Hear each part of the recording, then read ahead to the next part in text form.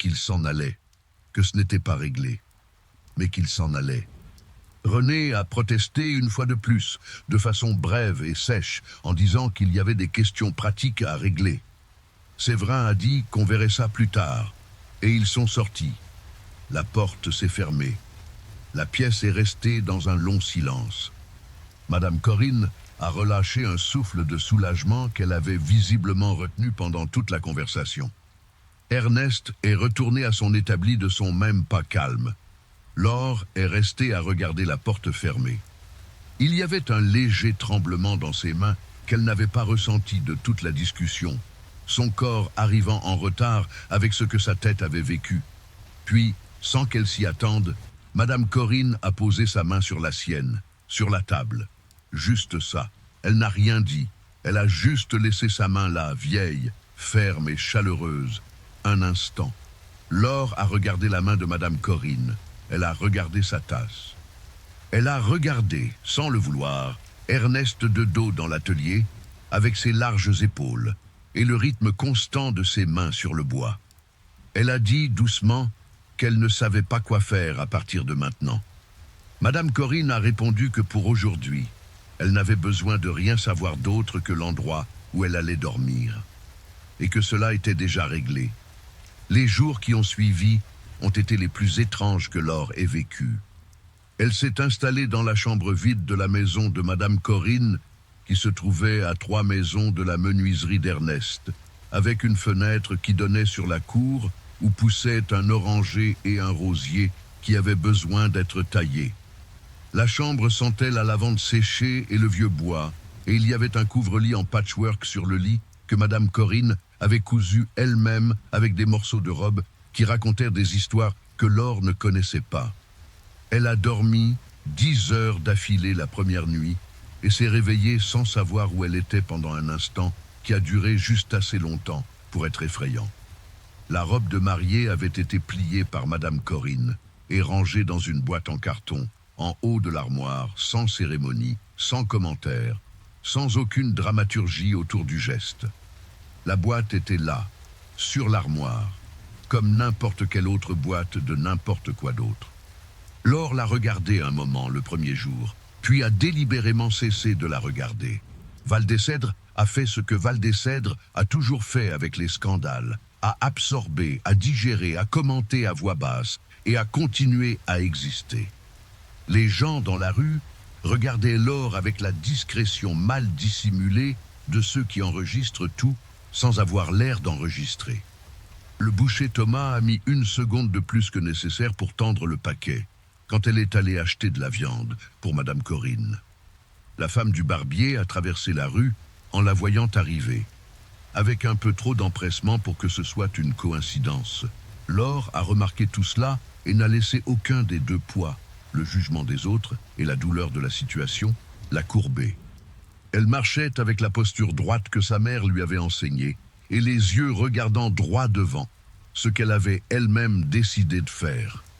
Le 3e matin, après sa fuite, elle est allée à la menuiserie d'Ernest. Il n'y avait pas de raison spécifique qu'elle aurait pu clairement nommer. Il y avait, peut-être, le besoin de remercier d'une manière plus complète qu'elle n'avait pu le faire lors de cette aube chaotique. Il y avait, peut-être, la curiosité au sujet de la boîte en cèdre qui était restée inachevée sur la table. Il y avait peut-être quelque chose d'encore plus petit que cela, quelque chose qu'elle n'était pas prête à examiner. Elle a frappé à la porte de devant. Ernest a ouvert, sans la surprise de celui qui ne s'y attend pas, avec son expression neutre et directe habituelle, et l'a laissé entrer sans façon. La boîte en cèdre était terminée sur l'établi, prête à être livrée, avec des emboîtements parfaits et un couvercle qui se fermait avec le clic satisfaisant des choses bien faites. Laure l'a regardée pendant un moment. Elle a dit qu'elle était devenue belle. Ernest a dit que le grain était beau, qu'il regrettait de le recouvrir de vernis, mais que Madame Corinne l'avait demandé verni. Laure a demandé combien de temps la boîte entière avait pris, en partant de zéro. Il a répondu environ 3 semaines, qu'il avait recommencé 2 fois, la première à cause du grain, la deuxième parce que l'emboîtement du couvercle était décalé d'1 millimètre. 1 millimètre, a-t-elle répété.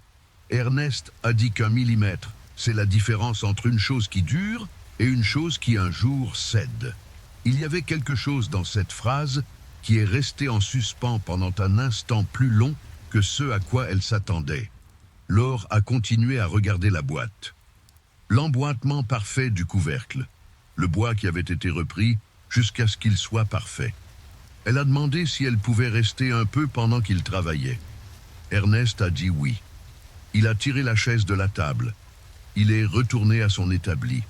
Et ce fut le premier des nombreux après-midi où Laure le maire est restée assise à la table de la menuiserie d'Ernest Carlier pendant qu'il travaillait, parfois lisant, parfois discutant, parfois simplement restant là dans le silence qui s'était révélé être le type de compagnie la plus honnête qu'elle ait trouvée depuis bien longtemps.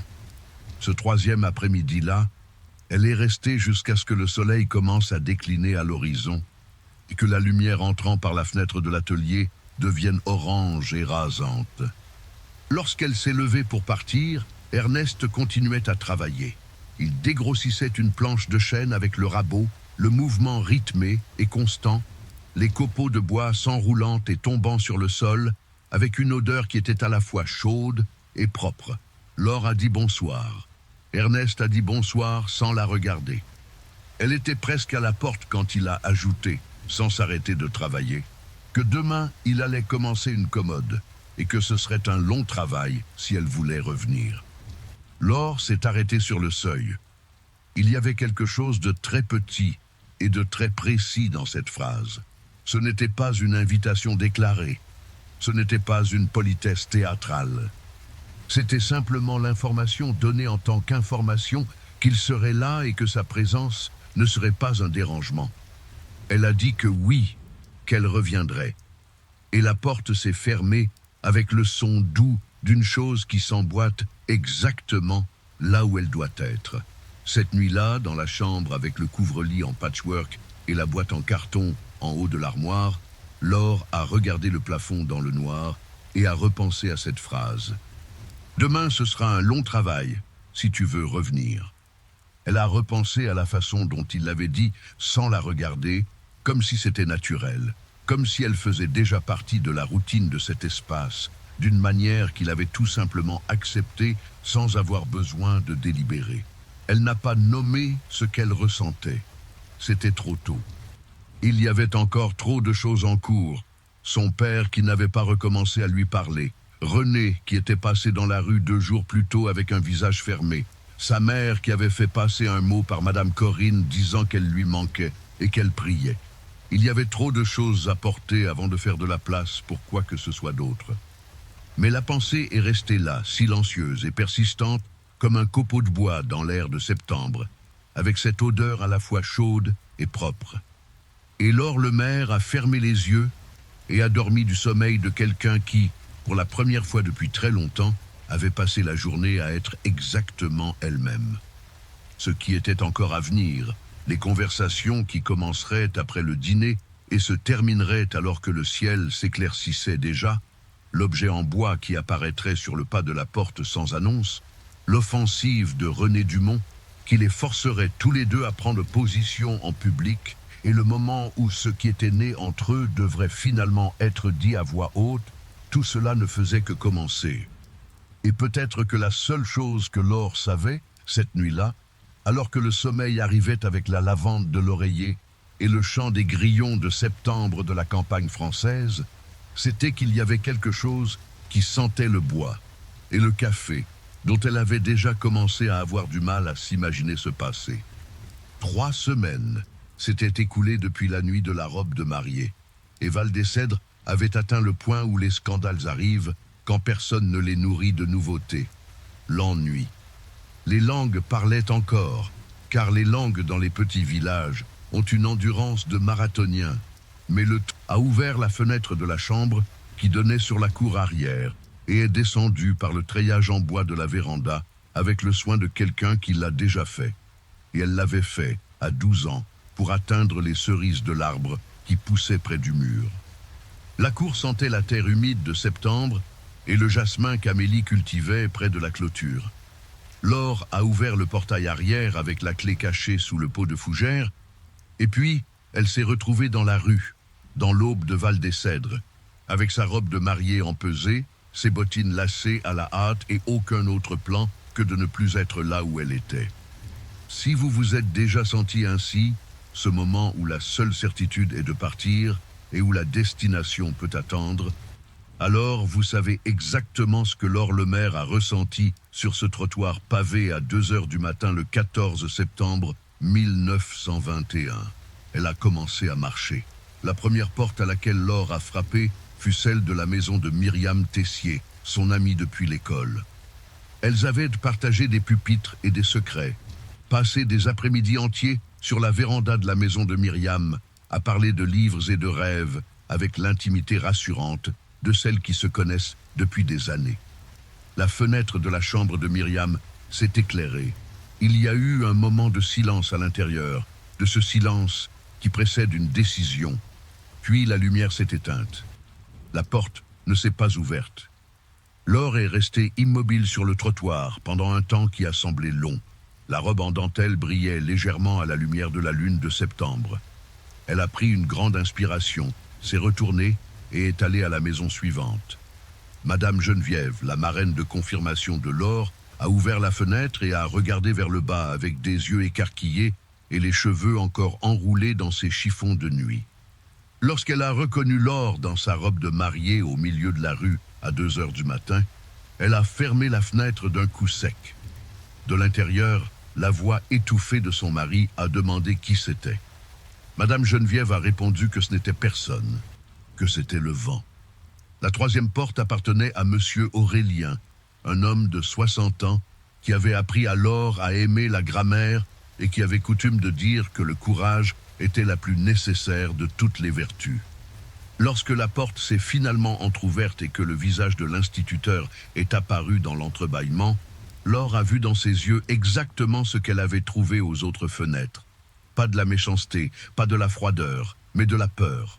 La vieille et efficace peur du scandale. Cette peur qui, dans les petits villages, a des racines plus profondes que n'importe quelle amitié. L'instituteur a murmuré qu'il était vraiment désolé, qu'elle devait rentrer chez elle, que les choses pouvaient s'arranger, que tout cela allait causer un énorme problème à tout le monde. La porte s'est refermée.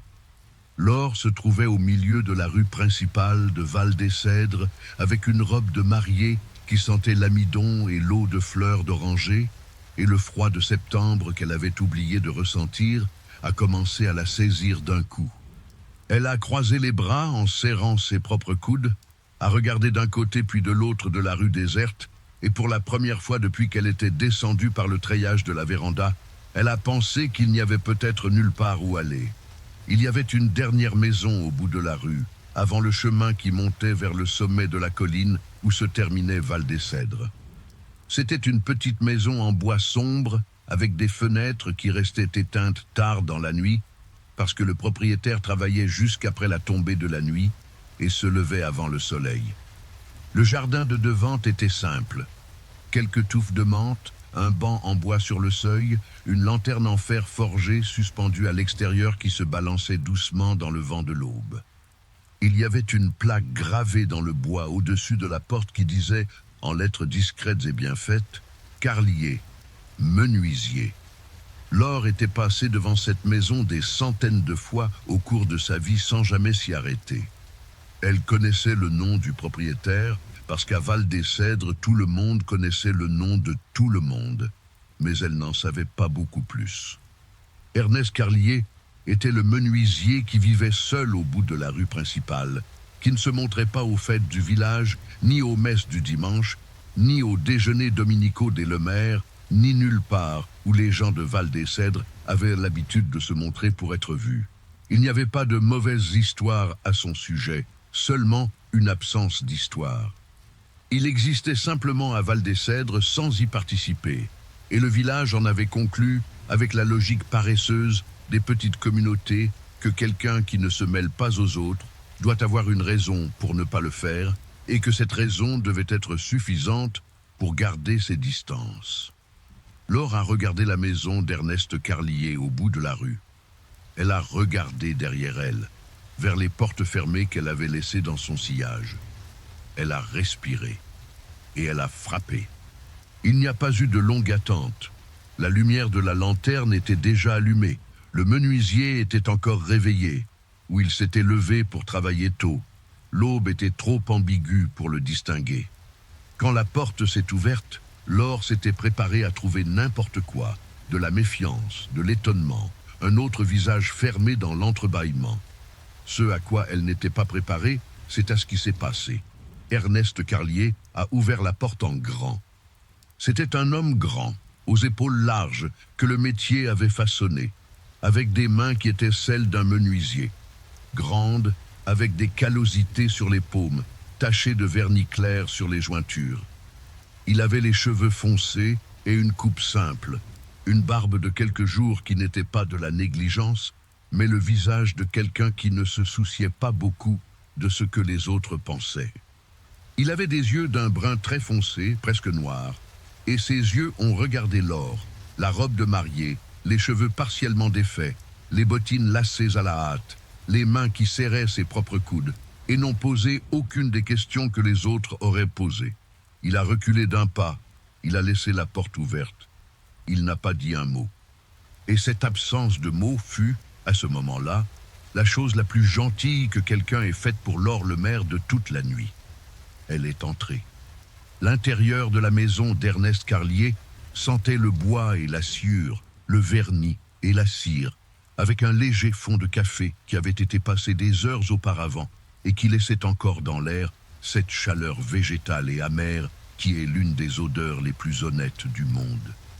C'était une petite maison, mais organisée avec la rigueur silencieuse de celui qui a appris très tôt que l'ordre des choses est ce qui maintient le monde stable quand plus rien d'autre ne le maintient.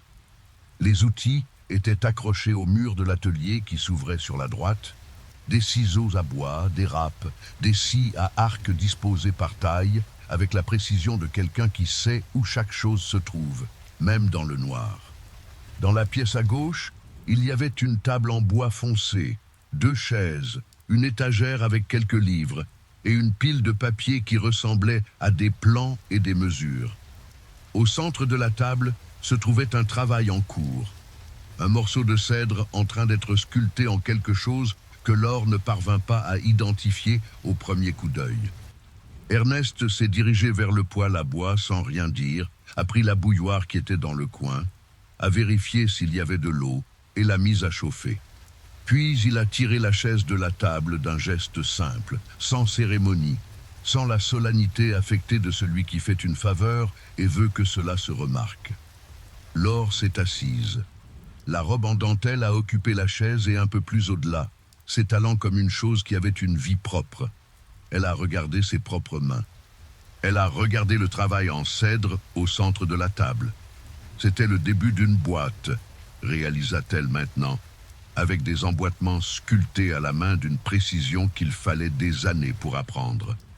Elle a regardé l'homme qui lui tournait le dos, s'affairant avec quelque chose près du poêle. Combien de temps sont-ils restés ainsi? Elle ne saurait le dire. La bouilloire a commencé à dégager de la vapeur. Ernest a préparé la tisane, de la camomille, d'après l'odeur légèrement sucrée qui commençait à se mêler à celle du bois et du vernis, et a posé la tasse sur la table devant Laure sans tambour ni trompette, sans ce regard qui demande si vous allez bien quand il sait pertinemment que ce n'est pas le cas. Laure a enveloppé la tasse de ses mains. La chaleur de la porcelaine contre ses doigts froids était presque insupportable tellement c'était bon. Ernest est retourné à l'endroit où il travaillait, debout près de l'établi de l'atelier, et a pris une cale à poncer fine. Il a commencé à poncer une pièce de bois avec le même rythme qu'avant, comme s'il avait été interrompu une minute plus tôt par un bruit du vent et qu'il reprenait maintenant ce qu'il faisait. Comme si la présence d'une femme en robe de mariée assise à sa table à 2 heures du matin était un événement parfaitement raisonnable au cours d'une nuit de septembre. Le son du papier de verre sur le bois était rythmé et constant. La flamme du poêle crépitait. Dehors, le vent balançait la lanterne en fer et projetait un reflet ondulant sur la fenêtre. Laure a bu sa tisane et elle a pleuré. Ce n'étaient pas des pleurs de cinéma, ce n'étaient pas des sanglots ou du désespoir. C'était cet autre type de pleurs, ceux qui viennent doucement une fois que l'adrénaline est retombée, quand le corps comprend enfin qu'il a le droit de lâcher prise. Les larmes ont coulé sur son visage et sont tombées sur la dentelle de la robe, formant de petites taches sombres. Elle n'a rien fait pour les retenir et ne s'en est pas excusée. Ernest n'a pas arrêté de poncer. Il n'est pas venu à ses côtés avec des consolations ou avec les mots que les gens disent quand ils ne savent pas quoi dire. Il est resté là où il était, faisant ce qu'il faisait, et ce respect pour sa douleur, de ne pas la transformer en spectacle, de la laisser exister sans avoir besoin de s'expliquer, fut une plus grande gentillesse que tout ce que Laure avait reçu de toute la nuit. Quand les larmes se sont taries, elle s'est essuyé le visage du revers de la main, a pris une grande inspiration et a regardé l'homme à l'établi. « Merci pour la tisane », a-t-elle dit. Ernest a levé brièvement les yeux du bois. Il a hoché la tête une fois, du rythme calme de quelqu'un qui reçoit un remerciement sans avoir besoin de le minimiser ni de gonfler sa propre générosité. Il est retourné à son ponçage. Laure a de nouveau regardé la boîte en cèdre au centre de la table, la perfection des assemblages, sculptée avec une patience dont elle ne pouvait imaginer le temps que cela avait pris. Elle a demandé, sans trop réfléchir, pour qui c'était. Ernest a répondu, sans s'arrêter de travailler, que c'était pour la fille de Madame Corinne pour ranger des lettres. Il a dit que Madame Corinne l'avait commandé pour l'anniversaire de la jeune fille et qu'il était en retard parce que le bois était arrivé avec le mauvais grain et qu'il avait dû recommencer. Laure a regardé la boîte pendant un moment. La précision des emboîtements, le soin qui était visible dans chaque millimètre de bois poncé. « Vous avez recommencé à zéro à cause du grain » a-t-elle répété, plus pour elle-même que pour lui. Ernest l'a regardé de côté, avec une expression qui n'était pas évidente. Ce n'était pas de la surprise, ce n'était pas de l'analyse. C'était presque comme s'il vérifiait si elle avait compris quelque chose. Il a répondu que oui, que cela ne servait à rien de construire sur une base qui était fausse. Le silence qui a suivi cette phrase s'est posé dans la pièce comme s'ils savaient qu'il était important. Ils sont restés ainsi jusqu'à ce que le ciel commence lentement à s'éclaircir. Cette lumière grise et rosée de l'aube de septembre qui arrive avant le soleil et laisse le monde avec cette apparence d'une chose encore en cours de décision. Laure s'était endormie sur la chaise à un moment de la nuit, la tête penchée sur le côté, la tasse vide devant elle. La robe de mariée étalée sur la chaise et sur le sol, comme une chose qui avait appartenu à une vie antérieure. Ernest avait couvert ses épaules d'une épaisse couverture en laine sans la réveiller, et il avait continué à travailler. Maintenant, écoutez bien, vous vous demandez sûrement où étaient, en cette aube, les proches de Laure. Où étaient des Lemaire, où était René Dumont, où était tout Val-des-Cèdres, avec sa longue mémoire et son long nez. La réponse est qu'il dormait, car personne dans la maison Lemaire n'avait remarqué l'absence de Laure jusqu'à 5 heures du matin. Quand Amélie est allée frapper à la porte de la chambre de sa fille pour commencer les derniers préparatifs et a trouvé le lit fait, la fenêtre grande ouverte sur la cour et la robe qui aurait dû être suspendue à la porte disparue de son emplacement. Ce qui s'est passé dans la maison Lemaire en ces premières heures du matin du 14 septembre est une histoire de casserole et de panique que Laure ne viendrait à connaître que par les fragments qui lui parviendraient plus tard. Séverin réveillé en sursaut par la voix d'Amélie. René Dumont convoqué avant le lever du soleil. Les amis d'Amélie arrivant en bataillon avec des visages comprimés par l'inquiétude et par le plaisir discret que ressentent certaines personnes lorsqu'un scandale chez les autres vient confirmer leurs propres craintes. Mais cela viendrait plus tard.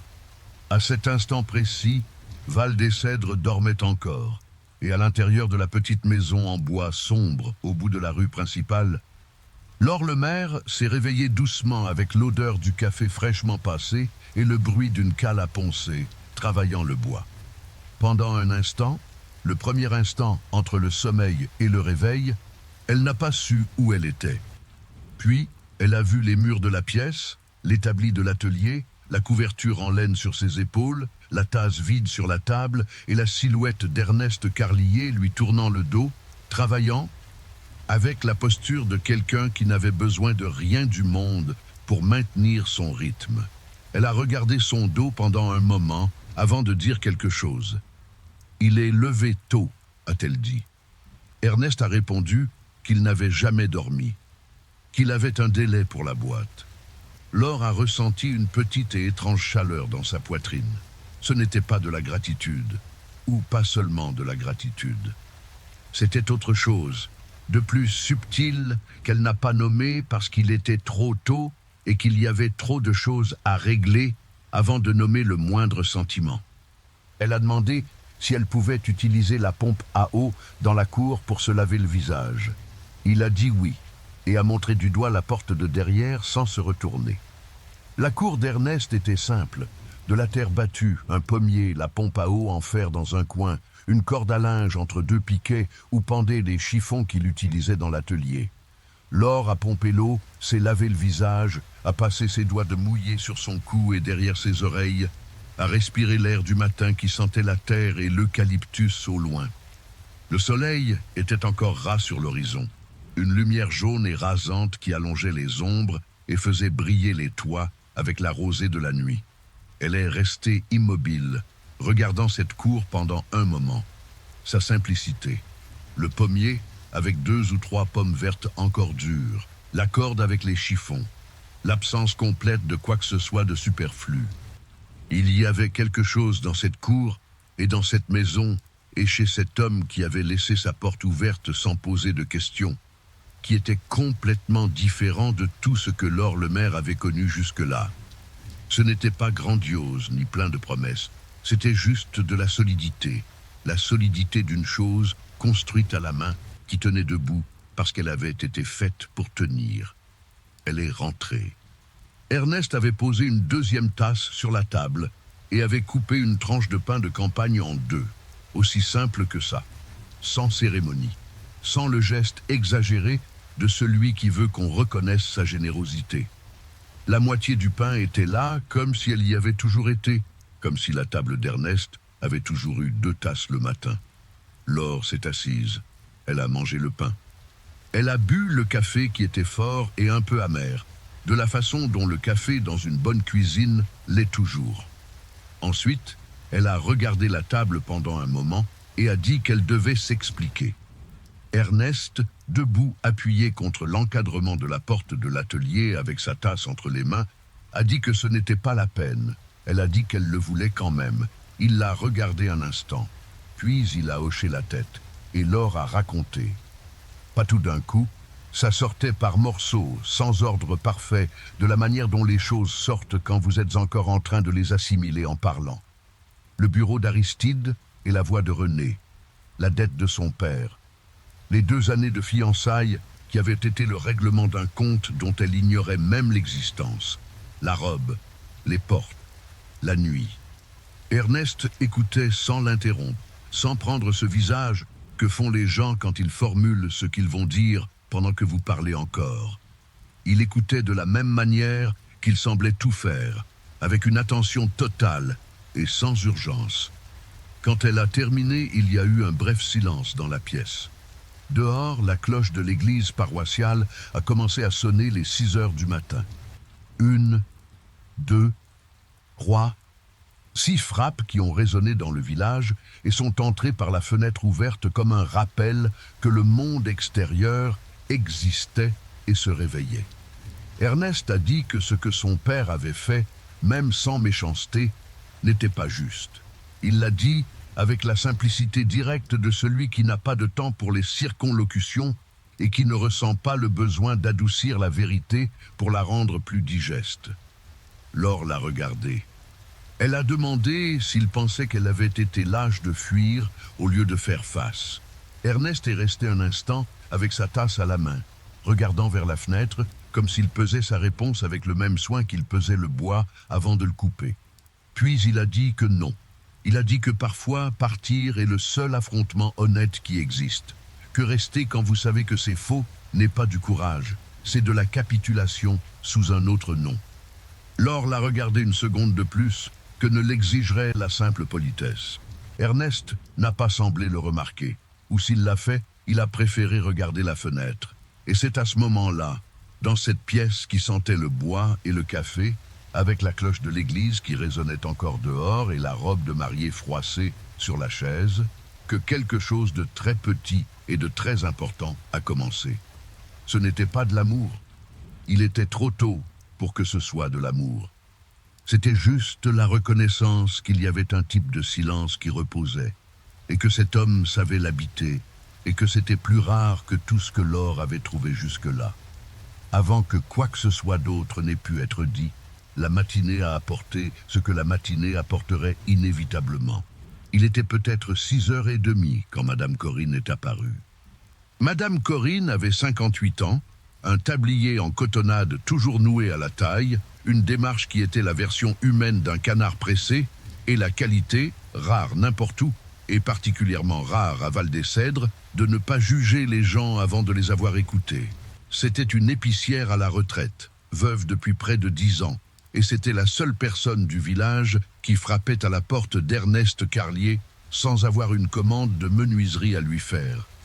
Elle est apparue à la fenêtre, les yeux écarquillés, les cheveux attachés à la hâte, et quand elle a vu Laure assise à la table avec sa robe de mariée et sa tasse de café à la main, elle a fait une chose qu'aucune des autres personnes n'avait faite de toute la nuit. Elle est entrée. « Sainte Vierge Marie », a-t-elle dit à voix basse, plus pour elle-même que pour quiconque. Puis elle s'est approchée de la table, a tiré la 3e chaise qui était appuyée contre le mur, et s'est assise avec le naturel de quelqu'un qui s'est toujours assis à cette place. Elle a regardé Laure avec une expression qui était un mélange d'inquiétude sincère et d'un certain soulagement de celle qui a trouvé quelqu'un avant que la situation n'empire. « J'ai été la 2e à le savoir », a dit Madame Corinne. « Ta mère est déjà en train de te chercher. » Le village le saura avant 8h. Laure a hoché la tête. Elle a dit qu'elle savait. Madame Corinne a regardé Ernest avec cette expression de quelqu'un qui connaît l'autre depuis assez longtemps pour se passer des présentations. Elle a dit qu'il avait bien fait d'ouvrir. Ernest a légèrement haussé les épaules. Ce n'était pas de la modestie, c'était une véritable incompréhension de la raison pour laquelle il n'aurait pas ouvert. Madame Corinne s'est tournée vers Laure. Elle a demandé ce qu'elle voulait faire. La question est restée là, au centre de la table, entre la tasse de café et la boîte en cèdre inachevée. Ce que tu veux faire. Non pas ce que tu dois faire. Non pas ce qui serait juste. Ce que tu veux. Laure a respiré. Elle a dit qu'elle ne savait pas exactement. Qu'elle n'avait nulle part où aller pour le moment. Elle ne pouvait pas retourner chez son père et elle n'avait personne qui... Elle a fait une pause, regardant ses mains. Madame Corinne l'a interrompue avec gentillesse et a dit que ce n'était pas vrai. Elle a dit qu'il y avait une chambre libre chez elle depuis que sa nièce était partie vivre à Bordeaux, et que Laure y était la bienvenue aussi longtemps qu'elle en aurait besoin. Laure a levé les yeux vers la femme plus âgée. Madame Corinne a souri, un sourire qui n'essayait pas de résoudre la situation, ni de prétendre qu'elle était simple, mais qui disait sans mots qu'il y avait des gens dans le monde qui ouvraient des portes sans avoir besoin de raison. Mais avant que Laure ne puisse répondre, le bruit de pas sur le trottoir pavé est arrivé par la fenêtre ouverte. Des pas rapides, plus d'une paire, avec l'urgence indubitable de ceux qui cherchent quelqu'un. Tous les 3 sont restés silencieux pendant un moment. Puis Séverin Lemaire a frappé à la porte d'Ernest Carlier. Maintenant, si vous voulez savoir ce qui s'est passé quand cette porte s'est ouverte pour la 2e fois cette aube-là, parce que ce qui s'est joué entre le père et la fille ce matin-là n'a pas été simple, et ce que René Dumont a fait quand il est arrivé juste après n'a pas été silencieux. Et ce qu'Ernest Carlier a fait pendant que tout cela se déroulait à l'intérieur de sa propre maison en dit plus sur qui il était que tout ce que je pourrais vous raconter d'autre. Alors restez, car l'histoire ne fait que commencer. Avant de continuer, si vous appréciez cette histoire, dites-moi dans les commentaires de quelle ville vous nous regardez. Cette chaîne existe grâce à vous, et savoir d'où ces histoires arrivent jusqu'à nous est l'une des plus belles choses que nous ayons ici. Dites-moi aussi si vous avez déjà traversé un moment où la seule issue était une porte que vous ne vous attendiez pas à trouver ouverte. La porte s'est ouverte. Séverin Lemaire est entré avec le visage d'un homme qui avait passé la nuit blanche et qui n'avait pas encore complètement assimilé ce que cela signifiait. Il avait enfilé ses vêtements à la hâte, le col de sa chemise légèrement de travers, les boutons de sa veste décalés d'une boutonnière.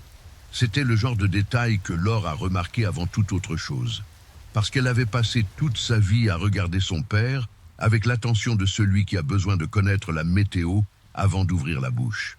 Derrière Séverin est entré René Dumont. René avait 33 ans et le visage de quelqu'un dont l'orgueil avait été atteint en public, ce qui est le pire type de blessure pour le genre d'homme qu'était René. Il n'avait pas le visage de quelqu'un qui a perdu une chose qu'il aimait. Il avait le visage de quelqu'un qui a perdu une chose qui lui appartenait, ce qui est une expression complètement différente et, quand on apprend à distinguer les deux, très révélatrice. Séverin a regardé sa fille. Il y avait dans son regard un mélange de soulagement. Elle était vivante, elle était entière, et d'une confusion douloureuse qui ne s'était pas encore transformée en colère, car il n'en était pas encore au point de comprendre complètement ce qui s'était passé. Il a prononcé son nom. Laure. Elle a répondu qu'elle allait bien. Séverin a dit qu'il devait rentrer. Il a dit qu'il était encore temps. Que le prêtre avait accepté de reporter la cérémonie à l'après-midi, que les invités pourraient être prévenus, qu'il n'y avait rien qui ne puisse être arrangé s'il partait maintenant. Laure est restée silencieuse un moment. Puis elle a dit, d'une voix qui l'a surprise elle-même par sa fermeté, ce n'était pas de la colère, juste une certitude, qu'elle n'allait pas rentrer. Séverin a ouvert la bouche, l'a refermée, l'a rouverte. René fut le premier à parler et a dit que Laure faisait un scandale inutile, que tout le monde attendait, que c'était une honte. Il l'a dit avec la voix de quelqu'un d'habitué à ce que les choses se règlent de la façon dont il s'attend à ce qu'elles se règlent. Laure s'est tournée vers lui. Elle a demandé calmement s'il voulait vraiment l'épouser ou s'il voulait le terrain de la rue du Cèdre. Le silence qui est tombé dans cette pièce a été différent de tous les autres silences de cette matinée. C'était le silence d'une chose dite qui ne peut pas être reprise. René a pris l'expression de celui qui vient de réaliser que ce qu'il croyait être un secret de longue date n'en était pas un. Le regard qu'il a jeté à Séverin fut rapide et involontaire. Et ce regard, plus que n'importe quelle réponse qu'il aurait pu donner, a tout dit. Séverin a détourné le regard de son gendre. Il a regardé vers la fenêtre, vers la cour en terre battue et le pommier, vers n'importe quel endroit qui n'était pas le visage de sa fille. Ernest était resté immobile sur le seuil de l'atelier depuis que les deux hommes étaient entrés. Il n'avait rien dit. Il n'avait ni avancé, ni reculé. Il est resté là avec la posture simple de quelqu'un qui est dans son propre espace et n'a pas besoin de s'en justifier.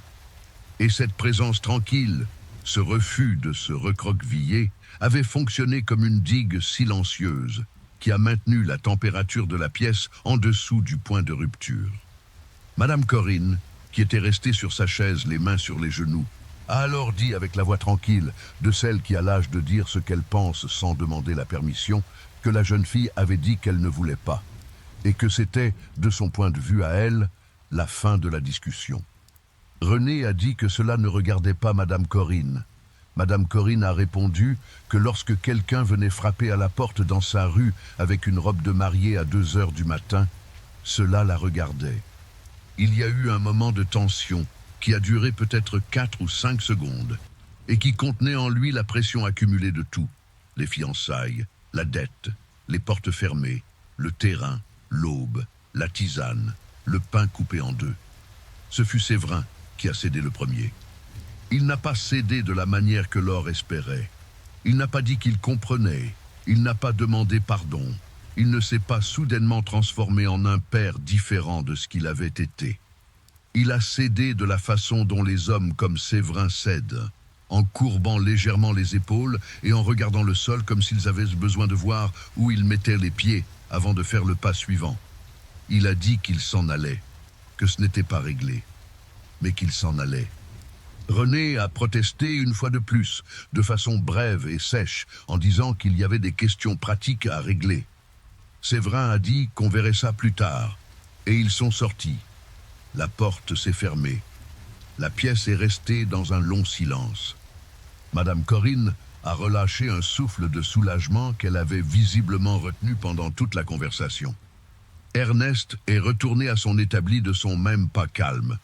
Laure est restée à regarder la porte fermée. Il y avait un léger tremblement dans ses mains qu'elle n'avait pas ressenti de toute la discussion, son corps arrivant en retard avec ce que sa tête avait vécu. Puis, sans qu'elle s'y attende, Madame Corinne a posé sa main sur la sienne, sur la table. Juste ça. Elle n'a rien dit. Elle a juste laissé sa main là, vieille, ferme et chaleureuse. Un instant. Laure a regardé la main de Madame Corinne. Elle a regardé sa tasse. Elle a regardé, sans le vouloir, Ernest de dos dans l'atelier, avec ses larges épaules, et le rythme constant de ses mains sur le bois. Elle a dit doucement qu'elle ne savait pas quoi faire à partir de maintenant. Madame Corinne a répondu que pour aujourd'hui, elle n'avait besoin de rien savoir d'autre que l'endroit où elle allait dormir, et que cela était déjà réglé.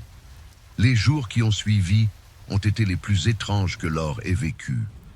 Elle s'est installée dans la chambre vide de la maison de Madame Corinne, qui se trouvait à 3 maisons de la menuiserie d'Ernest, avec une fenêtre qui donnait sur la cour où poussaient un oranger et un rosier qui avaient besoin d'être taillés. La chambre sentait la lavande séchée et le vieux bois, et il y avait un couvre-lit en patchwork sur le lit que Madame Corinne avait cousu elle-même avec des morceaux de robe qui racontèrent des histoires que Laure ne connaissait pas. Elle a dormi 10 heures d'affilée la première nuit et s'est réveillée sans savoir où elle était pendant un instant qui a duré juste assez longtemps pour être effrayant. La robe de mariée avait été pliée par Madame Corinne et rangée dans une boîte en carton, en haut de l'armoire, sans cérémonie, sans commentaire, sans aucune dramaturgie autour du geste. La boîte était là, sur l'armoire, comme n'importe quelle autre boîte de n'importe quoi d'autre. Laure l'a regardée un moment le premier jour, puis a délibérément cessé de la regarder. Val-des-Cèdres a fait ce que Val-des-Cèdres a toujours fait avec les scandales, a absorbé, a digéré, a commenté à voix basse et a continué à exister. Les gens dans la rue regardaient Laure avec la discrétion mal dissimulée de ceux qui enregistrent tout sans avoir l'air d'enregistrer. Le boucher Thomas a mis 1 seconde de plus que nécessaire pour tendre le paquet, quand elle est allée acheter de la viande pour Madame Corinne. La femme du barbier a traversé la rue en la voyant arriver, avec un peu trop d'empressement pour que ce soit une coïncidence. Laure a remarqué tout cela et n'a laissé aucun des 2 poids, le jugement des autres et la douleur de la situation, la courber. Elle marchait avec la posture droite que sa mère lui avait enseignée, et les yeux regardant droit devant, ce qu'elle avait elle-même décidé de faire. Le 3e matin, après sa fuite, elle est allée à la menuiserie d'Ernest. Il n'y avait pas de raison spécifique qu'elle aurait pu clairement nommer. Il y avait, peut-être, le besoin de remercier d'une manière plus complète qu'elle n'avait pu le faire lors de cette aube chaotique. Il y avait, peut-être, la curiosité au sujet de la boîte en cèdre qui était restée inachevée sur la table. Il y avait peut-être quelque chose d'encore plus petit que cela, quelque chose qu'elle n'était pas prête à examiner. Elle a frappé à la porte de devant.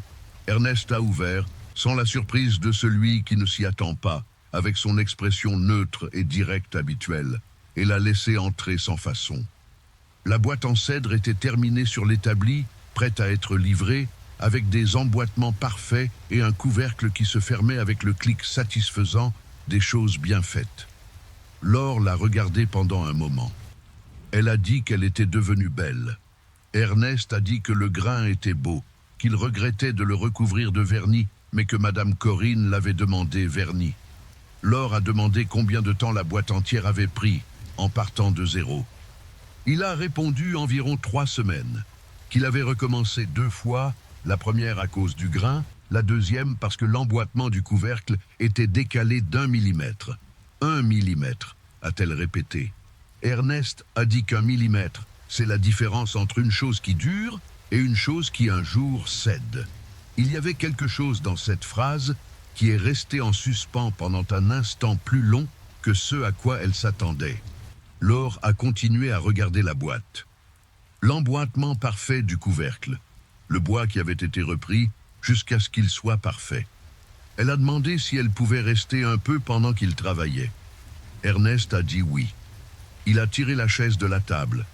Il est retourné à son établi. Et ce fut le premier des nombreux après-midi où Laure le maire est restée assise à la table de la menuiserie d'Ernest Carlier pendant qu'il travaillait, parfois lisant, parfois discutant, parfois simplement restant là dans le silence qui s'était révélé être le type de compagnie la plus honnête qu'elle ait trouvée depuis bien longtemps. Ce troisième après-midi-là, elle est restée jusqu'à ce que le soleil commence à décliner à l'horizon et que la lumière entrant par la fenêtre de l'atelier devienne orange et rasante. Lorsqu'elle s'est levée pour partir, Ernest continuait à travailler. Il dégrossissait une planche de chêne avec le rabot, le mouvement rythmé et constant, les copeaux de bois s'enroulant et tombant sur le sol, avec une odeur qui était à la fois chaude et propre. Laure a dit bonsoir. Ernest a dit bonsoir sans la regarder. Elle était presque à la porte quand il a ajouté, sans s'arrêter de travailler, que demain il allait commencer une commode et que ce serait un long travail si elle voulait revenir. Laure s'est arrêtée sur le seuil. Il y avait quelque chose de très petit et de très précis dans cette phrase. Ce n'était pas une invitation déclarée. Ce n'était pas une politesse théâtrale. C'était simplement l'information donnée en tant qu'information qu'il serait là et que sa présence ne serait pas un dérangement. Elle a dit que oui, qu'elle reviendrait. Et la porte s'est fermée avec le son doux d'une chose qui s'emboîte exactement là où elle doit être. Cette nuit-là, dans la chambre avec le couvre-lit en patchwork et la boîte en carton en haut de l'armoire, Laure a regardé le plafond dans le noir et a repensé à cette phrase. Demain, ce sera un long travail, si tu veux revenir. Elle a repensé à la façon dont il l'avait dit sans la regarder, comme si c'était naturel, comme si elle faisait déjà partie de la routine de cet espace, d'une manière qu'il avait tout simplement acceptée sans avoir besoin de délibérer. Elle n'a pas nommé ce qu'elle ressentait. C'était trop tôt. Il y avait encore trop de choses en cours. Son père qui n'avait pas recommencé à lui parler. René qui était passé dans la rue 2 jours plus tôt avec un visage fermé. Sa mère qui avait fait passer un mot par Madame Corinne disant qu'elle lui manquait et qu'elle priait. Il y avait trop de choses à porter avant de faire de la place pour quoi que ce soit d'autre. Mais la pensée est restée là, silencieuse et persistante, comme un copeau de bois dans l'air de septembre, avec cette odeur à la fois chaude et propre. Et Laure le maire a fermé les yeux et a dormi du sommeil de quelqu'un qui, pour la première fois depuis très longtemps, avait passé la journée à être exactement elle-même. Ce qui était encore à venir, les conversations qui commenceraient après le dîner et se termineraient alors que le ciel s'éclaircissait déjà, l'objet en bois qui apparaîtrait sur le pas de la porte sans annonce, l'offensive de René Dumont qui les forcerait tous les deux à prendre position en public, et le moment où ce qui était né entre eux devrait finalement être dit à voix haute, tout cela ne faisait que commencer. Et peut-être que la seule chose que Laure savait, cette nuit-là, alors que le sommeil arrivait avec la lavande de l'oreiller et le chant des grillons de septembre de la campagne française, c'était qu'il y avait quelque chose qui sentait le bois et le café, dont elle avait déjà commencé à avoir du mal à s'imaginer se passer. 3 semaines s'étaient écoulées depuis la nuit de la robe de mariée, et Val-des-Cèdres avait atteint le point où les scandales arrivent quand personne ne les nourrit de nouveautés. L'ennui. Les langues parlaient encore, car les langues dans les petits villages ont une endurance de marathonien, mais le ton avait changé. Il était passé de la fièvre aux commentaires de fond, du genre qui accompagne le café de l'après-midi et n'empêche personne de dormir la nuit. Laure le maire était devenue une histoire que tout le monde connaissait et dont personne ne savait trop comment la terminer, et cette indéfinition était, à Val-des-Cèdres, presque aussi troublante que le scandale originel. Elle avait trouvé du travail. Cela n'avait pas été facile et cela n'avait pas été rapide. Mais c'était arrivé de la manière dont les choses arrivent quand on n'attend pas que le monde décide à notre place. Madame Héloïse Vasseur, qui dirigeait la seule école de Val-des-Cèdres d'une main de fer adoucie par des décennies de patience pédagogique, avait perdu son assistante de classe en août pour un mariage qui avait emmené la jeune fille à Périgueux. Madame Héloïse était une femme de 62 ans qui avait vu trop de choses pour s'émouvoir d'une fuite de mariage. Et quand Laure a frappé à la porte de l'école un matin de septembre, avec les cheveux attachés et l'expression de quelqu'un qui vient demander une opportunité et non une faveur, elle l'a jaugé en silence un moment, puis lui a dit de revenir lundi. Le travail était humble, ranger les cahiers, assister les élèves les plus lents pendant les leçons de lecture, aider Madame Héloïse à corriger les tables de multiplication. Le salaire était maigre, suffisant pour contribuer à la maison de Madame Corinne et acheter l'essentiel. Laure arrivait tôt et partait quand le dernier élève partait, et pendant ces heures à l'école, il y avait quelque chose qu'elle n'avait pas ressenti depuis longtemps, le sentiment d'être à l'endroit exact où ses capacités avaient une utilité réelle. Elle lisait bien, s'y connaissait en grammaire, avait une patience sincère avec ceux qui ne comprenaient pas du premier coup. Ce n'étaient pas des qualités que le mariage avec René Dumont aurait exploitées pour quoi que ce soit. Les après-midi du mercredi et du vendredi, elle allait toujours à la menuiserie. Il y avait une sorte d'accord tacite qui n'avait jamais été verbalisé. Laure continuait simplement à venir, et Ernest continuait à ouvrir la porte avec le même mouvement naturel de toujours, et l'après-midi continuait à suivre le rythme qui s'était établi de lui-même. Elle s'asseyait sur la chaise près de la table, parfois avec un livre, parfois simplement en observant le travail, et il parlait ou il ne parlait pas, dans ces intervalles qui étaient de moins en moins des silences, et de plus en plus la forme de compagnie de deux personnes qui n'avaient plus besoin de remplir l'espace entre elles par du bruit. Les conversations avaient commencé doucement. Sur le bois, Ernest avait des opinions tranchées sur le cèdre par rapport au chêne, par rapport au noyer qu'il exprimait avec la précision de quelqu'un qui y a réfléchi pendant des années sans avoir personne avec qui échanger. Laure posait des questions sincères, pas les questions polies de quelqu'un qui veut avoir l'air intéressé, mais les questions de quelqu'un qui veut comprendre, et c'est une chose qu'Ernest a remarquée sans la nommer, mais qui a fait une différence à laquelle lui-même ne s'attendait pas. Puis, les conversations ont pris de l'ampleur. Sur les livres qu'elle lisait, elle avait apporté un roman de Victor Hugo un mercredi après-midi, et il lui avait demandé le titre avec un naturel qui l'a surprise, parce qu'il n'avait pas demandé de façon formelle, il avait demandé comme quelqu'un de vraiment curieux.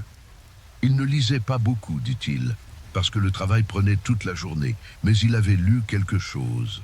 Il a cité un almanach de botanique qui avait appartenu à son père et un manuel de menuiserie en français, traduit de l'allemand, qu'il avait acheté à un colporteur à Bordeaux et qui contenait 3 chapitres sur les emboîtements qui étaient, à son avis, les 3 meilleurs chapitres qu'il ait lus sur n'importe quel sujet. Laure a ri. Ce ne fut pas un rire poli. Ce fut ce rire qui sort quand vous ne vous attendiez pas à rire, qui est le genre de rire le plus honnête qui soit. Ernest l'a regardé une seconde avec une expression qui était difficile à déchiffrer. Ce n'était pas de la surprise, ce n'était pas de l'inconfort. C'était presque une chose qui ressemblait à de la satisfaction, rapide et immédiate, avant qu'il ne retourne à son bois. Elle a repensé à ce regard sur le chemin du retour vers la maison de Madame Corinne. Elle y a pensé plus qu'elle n'aurait dû, plus qu'il n'était nécessaire, et puis elle a délibérément pensé à autre chose. Ce fut par un après-midi d'octobre, 6 semaines après l'aube de la fuite, que René Dumont est revenu. Laure était seule dans la menuiserie cet après-midi-là. Ernest était sorti chercher une commande de bois qui était arrivée au magasin de Thomas et avait dit qu'il reviendrait dans moins d'1 heure. Laure était restée parce qu'elle avait laissé le roman de Victor Hugo sur la table et voulait terminer le chapitre. Elle était avec le livre ouvert, absorbée par sa lecture, quand elle a entendu sur les pavés du trottoir des pas qu'elle avait appris à distinguer. Non pas les pas d'Ernest, qui étaient lents et réguliers, mais des pas d'une autre nature, la nature hâtive et légèrement irrégulière de quelqu'un qui arrive avec quelque chose en tête qui n'est pas la paix.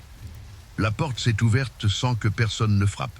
René Dumont tenait son chapeau à la main et arborait l'expression que Laure avait appris à reconnaître durant leurs 2 ans de fiançailles. L'expression de celui qui est habitué à ce que les conversations se terminent de la façon qu'il veut, ce qui est différent d'être habitué à avoir raison. Il y avait quelque chose dans sa façon de regarder l'espace de la menuiserie, la table, les outils, le livre ouvert entre les mains de Laure, qui était inquisiteur d'une manière qui ne lui a pas plu. Il a dit qu'il devait parler. Laure a fermé le livre. Elle a dit qu'elle l'écoutait. René a fait un pas de plus à l'intérieur. Il a dit qu'il y avait une question de réputation qui devait être réglée.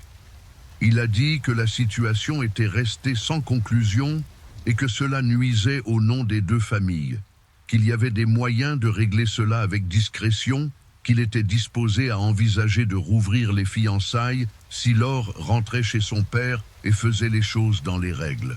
Laure l'a regardé pendant un moment. Il y avait une chose intéressante qui s'était produite au cours des 6 semaines depuis l'aube de la fuite, dont elle ne s'était pas rendue compte pendant que cela se produisait, mais qui est devenue très claire à cet instant. Avec René sur le seuil de la menuiserie, son chapeau à la main. Elle avait cessé d'avoir peur de son jugement. Ce n'avait pas été une décision, ce n'avait pas été un moment dramatique. C'était l'accumulation silencieuse de jours où elle avait été elle-même, sans demander la permission. Et chacun de ces jours avait déposé quelque chose qui rendait l'opinion de René Dumont progressivement moins lourde. Elle lui a dit qu'elle n'avait aucun intérêt à rouvrir les fiançailles. René a dit qu'elle devait comprendre la position dans laquelle elle avait mis son père. Laure a dit qu'elle comprenait la position de son père et qu'elle regrettait que son père se soit mis dans cette position en concluant un accord sans la consulter. René a pris une expression qu'elle avait déjà vue dans d'autres contextes. L'expression de quelqu'un qui n'a pas l'habitude d'entendre un non qui n'est pas emballé dans des excuses. Il a dit qu'elle était influencée par des personnes qui n'avaient pas ses meilleurs intérêts à cœur. Laure a demandé à qui il faisait allusion. Il a fait un geste vague en direction de l'atelier, en direction de la menuiserie, en direction de tout ce que cette maison représentait. Et c'est à ce moment-là qu'Ernest est apparu par la porte de derrière. Il était entré par la cour, comme il le faisait parfois quand il revenait du grand magasin avec des planches sur l'épaule, par la porte arrière qui donnait directement sur l'atelier. Il avait 2 planches de chêne sous le bras gauche et s'est arrêté lorsqu'il a vu René au centre de la pièce avec son chapeau à la main, et Laure debout de l'autre côté de la table avec le livre fermé. Il y a eu un silence de 2 ou 3 secondes qui renfermait plus de choses que bien des discours. Ernest a appuyé soigneusement les planches contre le mur de l'atelier, sans précipitation, sans l'urgence de celui qui vient d'entrer dans une situation qui le surprend. Il a essuyé ses mains sur son pantalon. Il a regardé René avec son expression habituelle, directe, neutre, sans hostilité et sans déférence. René a dit que cette conversation était d'ordre privé. Ernest a répondu, d'une voix calme et sans élever le ton, que c'était sa menuiserie. La phrase n'était pas agressive, ce n'était pas un défi. C'était simplement l'observation la plus simple et la plus irréfutable du monde, prononcée par l'homme qui avait construit chaque centimètre de ces murs et qui par conséquent n'avait besoin de rien d'autre pour la soutenir. René les a regardés l'un puis l'autre. Laure avait une posture différente de celle qu'il avait trouvée en entrant. Rien n'avait changé de manière évidente. Mais il y avait quelque chose dans sa façon de se tenir debout qui était plus ferme. Comme si la présence d'Ernest, dans l'embrasure de la porte, avait ajouté quelque chose à l'air de la pièce qu'elle avait respiré et qui reposait maintenant sur ses épaules. Il a dit qu'il reviendrait à un moment plus opportun. Ernest a dit qu'il pourrait essayer, mais qu'il ne garantissait pas que le résultat serait différent. René est sorti. La porte s'est fermée. Laure est restée à regarder la porte pendant un instant, et puis a relâché un souffle qui était la somme de toutes les choses qu'elle avait retenues pendant cette conversation. Elle s'est tournée vers Ernest. Il était déjà retourné dans l'atelier, prenant les planches pour les ranger à leur place. Elle a dit, presque sans le vouloir, qu'il était arrivé au bon moment. Ernest a répondu qu'il était arrivé au moment où il était arrivé. Il y avait quelque chose dans cette réponse, dans le refus de transformer ce geste en héroïsme, dans la façon dont il était simplement entré dans sa propre maison et y était resté parce que c'était sa propre maison, qui a fait ressentir alors cette chose petite et persistante dans sa poitrine qu'elle avait commencé à ne plus pouvoir ignorer. Elle a repris son livre. Elle est restée 1 heure de plus. Cet après-midi-là, ils n'ont pas parlé de ce qui s'était passé. Ils ont parlé du chêne. Ernest a expliqué que c'était l'un des bois les plus denses de France et qu'il nécessitait des scies différentes selon la coupe, et que le menuisier qui ne respectait pas le bois approprié pour l'outil approprié gaspillait 2 choses à la fois. Laure l'a écouté, le menton appuyé sur sa main, en regardant les planches qu'il mesurait sur l'établi. À un moment donné au milieu de l'après-midi, sans qu'aucun des deux n'ait fait de mouvement délibéré pour cela, ils se sont retrouvés assez proches pour qu'elle puisse voir la texture du bois qu'il tenait et qu'il puisse voir les notes qu'elle avait prises dans les marges de son Victor Hugo. Et aucun des deux n'a reculé. Ce fut Ernest qui dit, sans la regarder, qu'il y avait une zone sur le bois où elle pouvait passer le doigt si elle voulait sentir la différence entre le chêne brut et le chêne poncé. Laure a passé son doigt sur les 2 surfaces.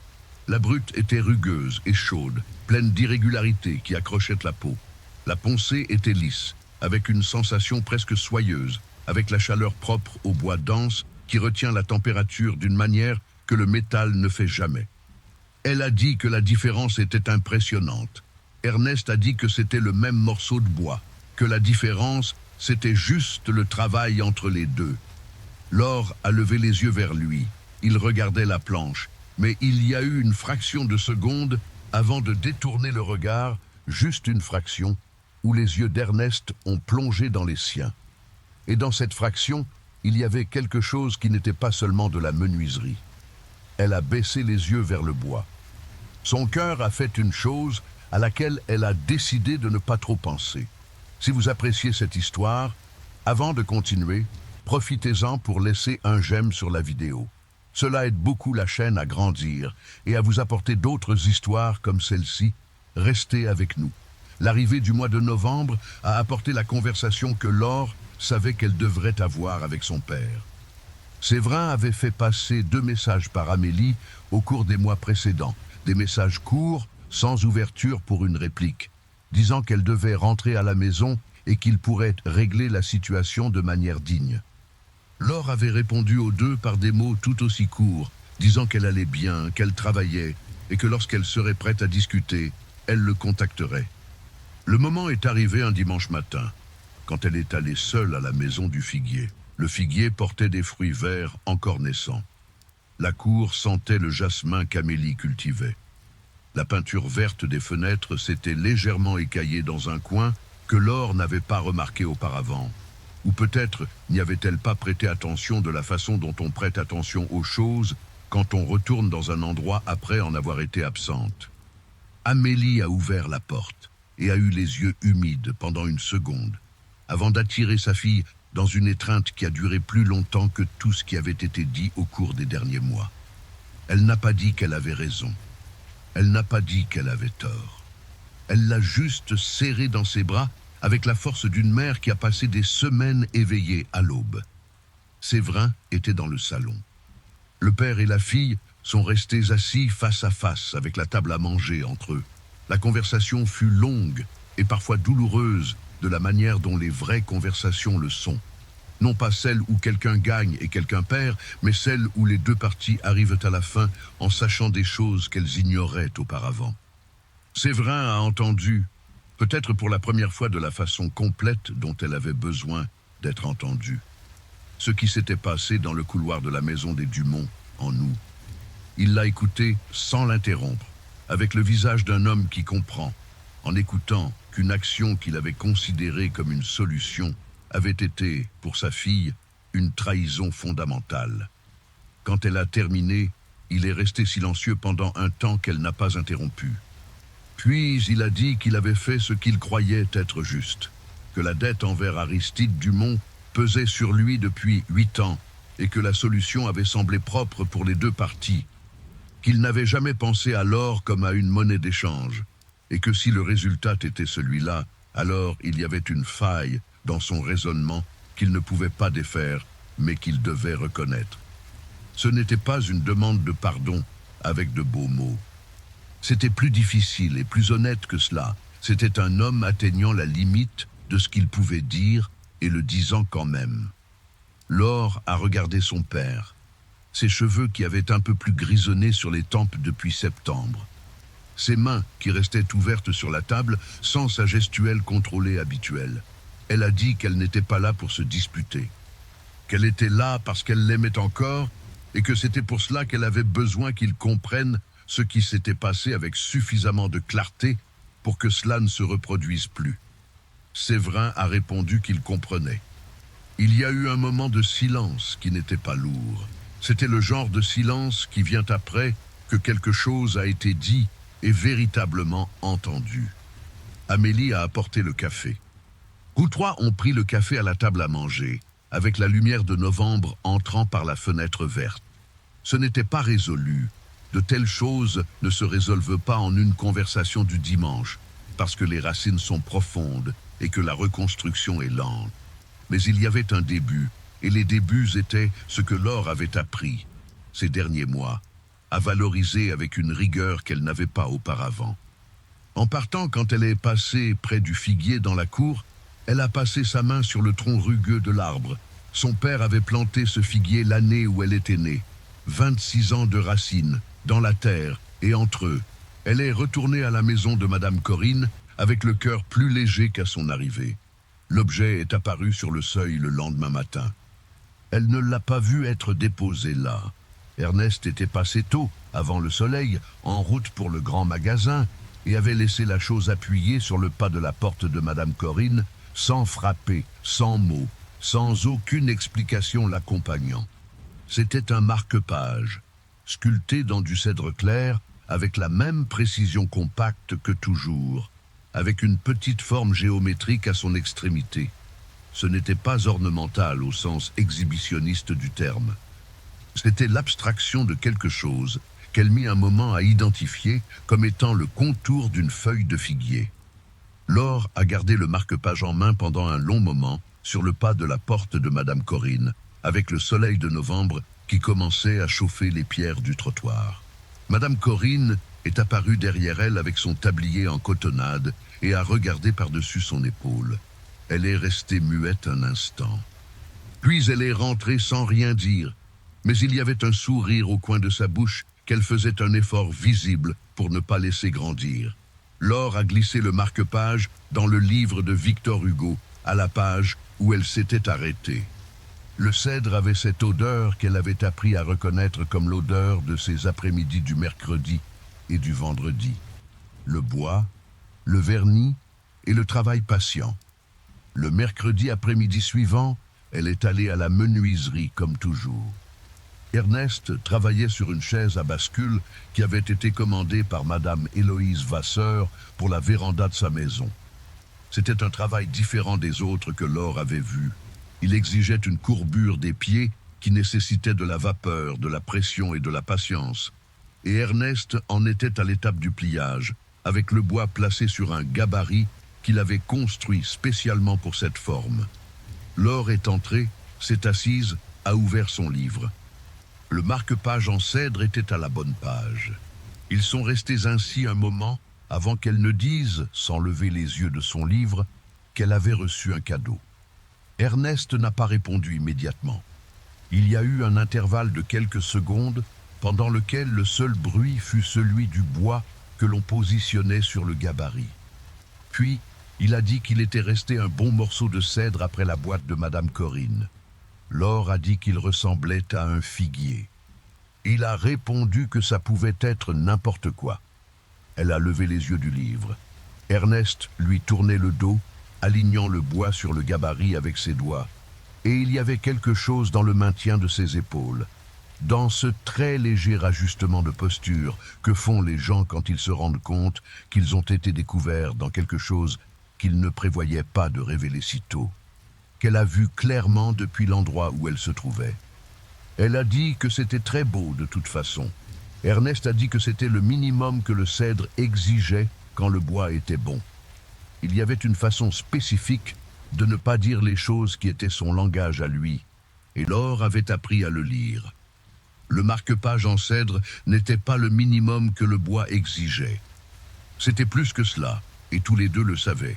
Et l'espace entre ce qui était et ce qui était dit était rempli de quelque chose qui n'avait pas encore de nom, mais qui occupait chaque centimètre de cette pièce avec la même présence chaude et solide que le bois de chêne sur l'établi.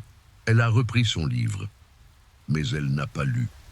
Elle est restée à fixer les mots sans en assimiler un seul, le marque-page en cèdre entre les doigts, pensant aux figuiers et aux bois qui mettent du temps à sécher, mais qui, lorsqu'ils sèchent, durent des décennies.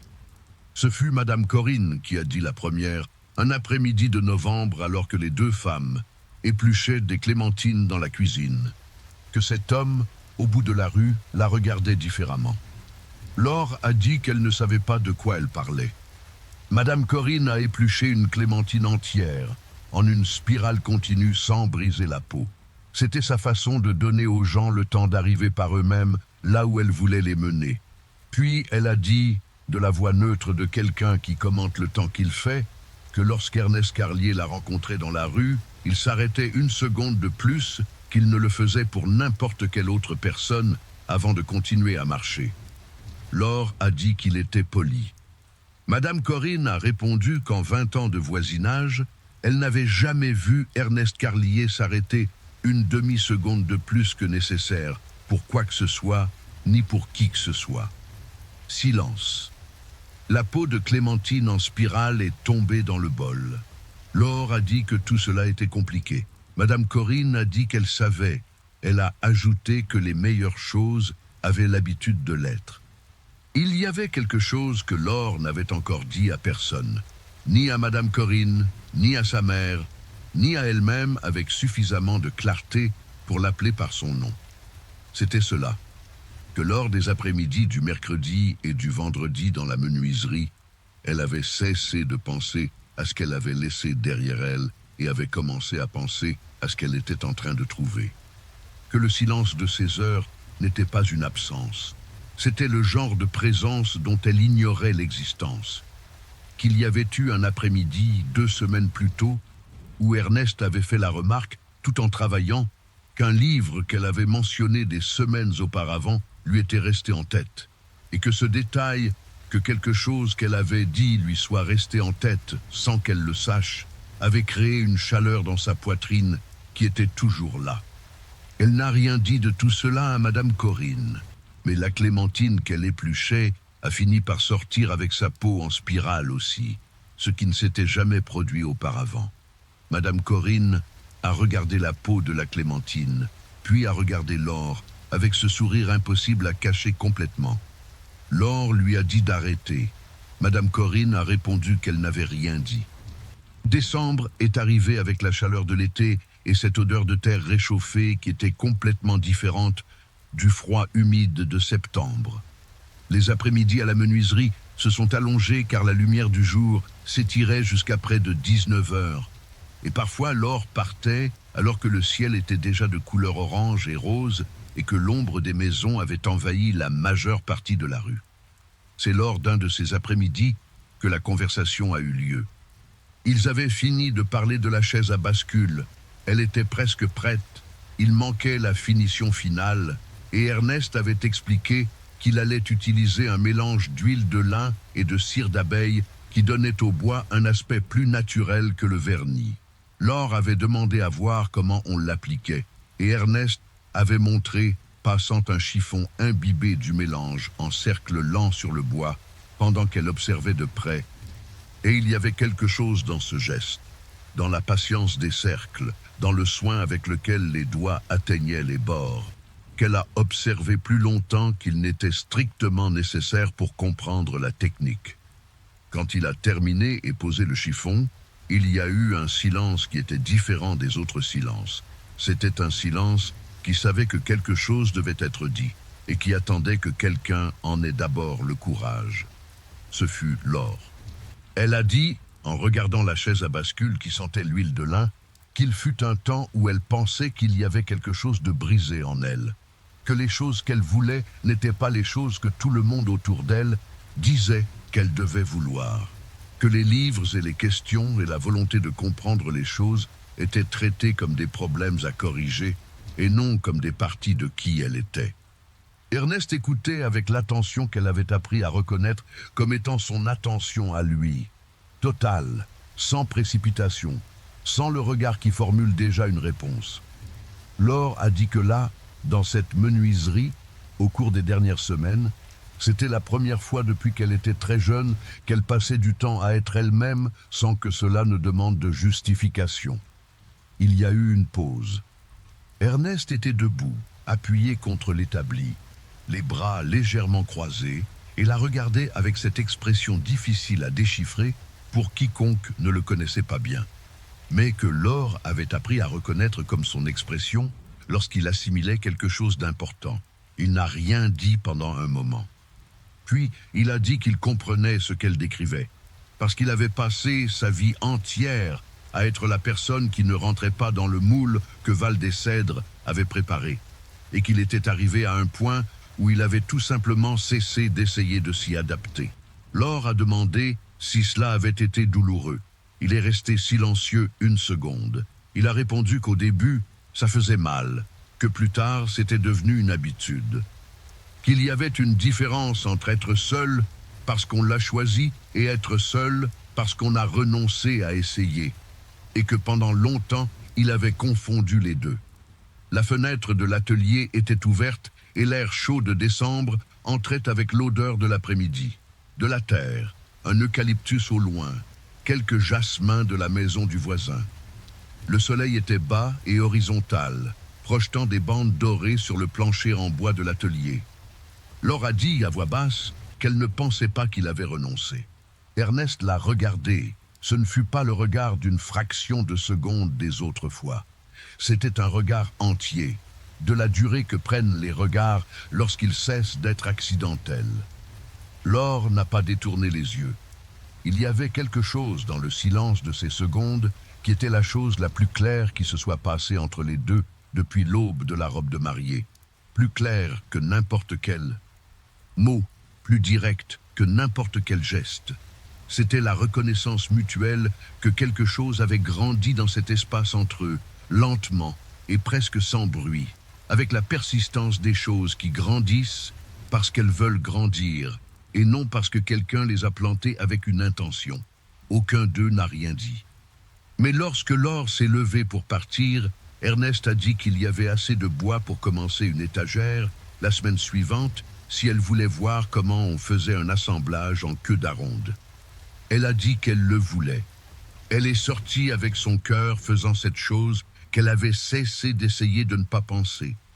Ce qui allait suivre, la lettre qui arriverait de Bordeaux avec des informations sur les Dumont, qui changerait l'état des choses de manière inattendue, la nuit où la situation avec la famille atteindrait le point de non-retour, et le moment où ce qui avait grandi entre Laure et Ernest devrait finalement sortir de l'espace de la menuiserie et être dit à voix haute devant tous les autres, était à quelques semaines de là. Mais cet après-midi de décembre, avec la lumière orange sur le sol en bois et l'odeur d'huile de lin et le marque-page en cèdre dans le livre de Victor Hugo, Laure Lemaire était plus entière qu'elle ne l'avait été depuis des années. Et à l'intérieur de la menuiserie, une fois la porte fermée, Ernest Carlier est resté immobile pendant un moment, la main posée sur la chaise à bascule qui sentait la cire d'abeille. Puis, il est retourné au travail. Mais pas immédiatement. La lettre est arrivée au cours de la 2e semaine de janvier 1922. Elle était adressée à Séverin Lemaire, avec l'entête d'un cabinet d'avocats de Bordeaux dont aucun des deux n'avait jamais entendu parler. Amélie, qui avait repris l'habitude de passer chez Madame Corinne le jeudi avec des gougères et des informations sur l'état domestique de la famille, a apporté la nouvelle avec l'expression de quelqu'un qui porte un objet lourd, sans en connaître exactement le poids. La lettre indiquait qu'Aristide Dumont avait intenté une action en justice pour réclamer la dette initiale de Séverin, laquelle, selon les documents présentés, avait été partiellement réglée sous condition de mariage et qui, avec l'annulation du mariage, retournait à son état initial de créance avec l'ajout des intérêts contractuels accumulés. En termes simples, sans le mariage, la dette n'avait pas été réglée. Et sans la dette réglée, le terrain de la rue du Cèdre, le figuier, la véranda verte, la maison, étaient en péril. Laure a lu la lettre 2 fois à la table de Madame Corinne, son café refroidissant à côté. Il y avait là une ironie spécifique et douloureuse. Le fait que la situation qu'elle avait refusée pour avoir découvert qu'il s'agissait d'une transaction revenait maintenant sous la forme d'un recouvrement qui menaçait le bien le plus concret de la famille, que son geste de liberté ait des conséquences réelles et immédiates pour le père qu'elle avait passé des mois à comprendre. Elle est restée à fixer la lettre pendant un long moment. Puis, elle a plié le papier, l'a glissé dans la poche de son tablier et s'est rendue à la menuiserie. Ernest était en train de réaliser l'assemblage en queue d'aronde qu'il avait promis de lui montrer, avec sa patience méticuleuse habituelle, les coupes nettes dans le bois neuf. Quand Laure est entrée avec l'expression qu'elle avait, il a posé son ciseau à bois. Elle a tout raconté. Ernest a écouté sans l'interrompre, comme toujours. Quand elle a fini, il est resté silencieux un instant, regardant l'emboîtement sur l'établi. Puis, il a demandé quel était le montant de la dette. Laure a dit le montant qui figurait sur la lettre. Ernest est resté silencieux pendant un temps qu'elle n'a pas comblé par des mots, car elle avait appris que son silence faisait partie de sa réflexion. Il a dit qu'il avait cette somme de côté. Laure a ouvert la bouche, l'a refermée. Elle a dit qu'elle ne pouvait pas accepter ça.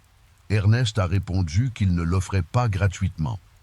Il a dit qu'il proposait un accord, que l'argent serait prêté avec un délai et des conditions à définir, de la même manière qu'il le ferait pour n'importe quelle affaire. Il l'a dit avec sa voix directe et tranquille habituelle, comme s'il discutait du prix du bois. Mais il y avait dans ses yeux quelque chose de différent du ton de sa voix. Il y avait quelque chose de plus ancien et de plus personnel que n'importe quelle affaire. Laure a dit que la différence était que ce n'était pas n'importe quelle affaire. Ernest a dit qu'il le savait. Le silence entre cette phrase et la suivante a duré peut-être 5 secondes. Dehors, la rue de Val-des-Cèdres poursuivait son vacarme habituel d'un matin de janvier. Une charrette qui passe, la voix du boucher Thomas dans le magasin d'à côté, le chant d'un oiseau dans le cèdre du trottoir. Laure a dit qu'elle avait besoin de réfléchir. Ernest a dit que c'était très bien. Il a dit que la proposition serait là quand elle voudrait y revenir. Elle est retournée à la maison de Madame Corinne avec la lettre dans sa poche et le cœur plein de choses qui n'entraient facilement dans aucune catégorie qu'elle connaissait. Il y avait la gratitude. C'était la plus simple. Il y avait le fardeau de recevoir quelque chose de tel de la part de quelqu'un. Il y avait la complication du fait que ce quelqu'un était le même qui sculptait des marque-pages en cèdre avec le contour d'un figuier et les laissait sur le pas de la porte sans prévenir. Il y avait la conscience que l'acceptation du prêt changerait la nature de quelque chose qui n'avait pas encore de nom défini, mais qu'elle ne voulait pas compliquer par la dette et l'obligation. Et il y avait en dessous de tout cela quelque chose de plus simple et de plus difficile que n'importe quelle analyse. Il y avait le fait que la façon dont Ernest avait dit qu'il savait, ses yeux directs dans les siens et son ton de voix identique à l'accoutumée, alors que ses yeux disaient quelque chose de complètement différent, avait créé une chaleur dans sa poitrine qu'elle avait de plus en plus de mal à attribuer à autre chose qu'à ce qu'elle était réellement. Elle a mal dormi cette nuit-là. Le lendemain matin, elle est allée parler à son père. La conversation avec Séverin fut différente des autres. Il y avait une fatigue différente en lui maintenant. Non pas la fatigue de quelqu'un qui résiste, mais celle de quelqu'un qui avait atteint la limite de ce qu'une façon de penser pouvait supporter face au poids des conséquences qu'elle avait engendrées. Il a écouté la proposition d'Ernest avec une expression qui est passée par plusieurs états. L'orgueil, la résistance, la gratitude, et quelque chose qui ressemblait à du soulagement mais qui coûtait trop cher pour être admis facilement. Il a dit qu'il ne pouvait pas accepter la charité d'un menuisier. Laure a dit qu'Ernest avait appelé ça un prêt avec un délai et des conditions. Séverin a dit qu'il connaissait la différence. Laure a dit qu'elle la connaissait aussi. Et que la question était de savoir ce qu'il voulait faire de la maison du figuier qu'il avait plantée l'année où elle était née. Il y a eu un long silence. Séverin a dit qu'il avait besoin de réfléchir. Laure a dit qu'elle comprendrait n'importe quelle décision, mais que s'il acceptait, ce serait un accord commercial entre deux hommes, avec un papier signé et des conditions claires, de la façon dont son père avait fait des affaires toute sa vie, et qu'il n'y avait rien de déshonorant là-dedans. Elle est partie en laissant son père dans le salon avec le café et le poids des choix. L'après-midi de ce même jeudi, Séverin le maire s'est rendu à la menuiserie d'Ernest Carlier pour la première fois de sa vie. Laure n'y était pas. Elle était délibérément restée chez Madame Corinne, car il y avait des choses qui devaient se passer sans elle au milieu. Elle ne l'a appris que plus tard, en partie, par le récit parcellaire de Madame Corinne, qui avait vu les deux hommes par la fenêtre de l'épicerie. Ce qu'elle a su, c'est que la conversation avait duré près d'1 heure, que les deux étaient restés assis dans le salon de la menuiserie, avec du papier et un stylo sur la table. Que Séverin était sorti avec l'expression de quelqu'un qui avait fait une chose qui lui en avait coûté, mais qu'il savait être juste. Et qu'Ernest était resté sur le pas de la porte un moment après le départ de l'autre, regardant la rue avant de rentrer à l'intérieur. L'accord fut signé le lendemain, avec Madame Corinne comme témoin, parce qu'aucun des deux n'avait pensé à quelqu'un d'autre, et qu'elle était disponible et digne de confiance, comme elle l'était toujours. La maison du figuier resterait debout. Cette nuit-là, Laure s'est assise sur la véranda de la maison de Madame Corinne, avec la lumière de janvier dans le ciel, un ciel d'été étoilé de la campagne française, et a senti le poids de tous les mois depuis septembre se réorganiser en elle en quelque chose de plus léger et de plus clair. Elle avait perdu le mariage qu'elle ne voulait pas. Elle avait trouvé du travail. Elle avait reconstruit quelque chose avec son père, incomplet, mais vrai.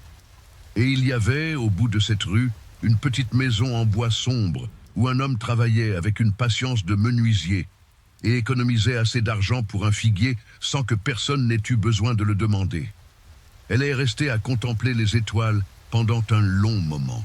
Puis elle a pris son livre de Victor Hugo avec le marque-page en cèdre à la bonne page. Et elle a souri à son livre, avec le genre de sourire qu'on essaie de ne pas faire quand on est seul, parce qu'il est embarrassant de sourire ainsi à un livre. Ce qui manquait encore, la nuit où René Dumont jouerait sa dernière carte et forcerait Laure et Ernest à se positionner devant tout Val-des-Cèdres, et les mots qui devraient finalement sortir de la menuiserie et être dits à voix haute, approchaient. Et Val-des-Cèdres, à la charnière de janvier et février de 1922, était sur le point de découvrir que certaines histoires ne se terminent pas de la façon dont le village s'y attend. Février est arrivé à Val-des-Cèdres avec la pluie fine que la campagne française connaît bien. Pas l'orage, pas celle qui effraie, mais cette bruine persistante qui rend les pavés de la rue glissants et l'air chargé d'une odeur de terre humide qui s'accroche aux vêtements toute la journée.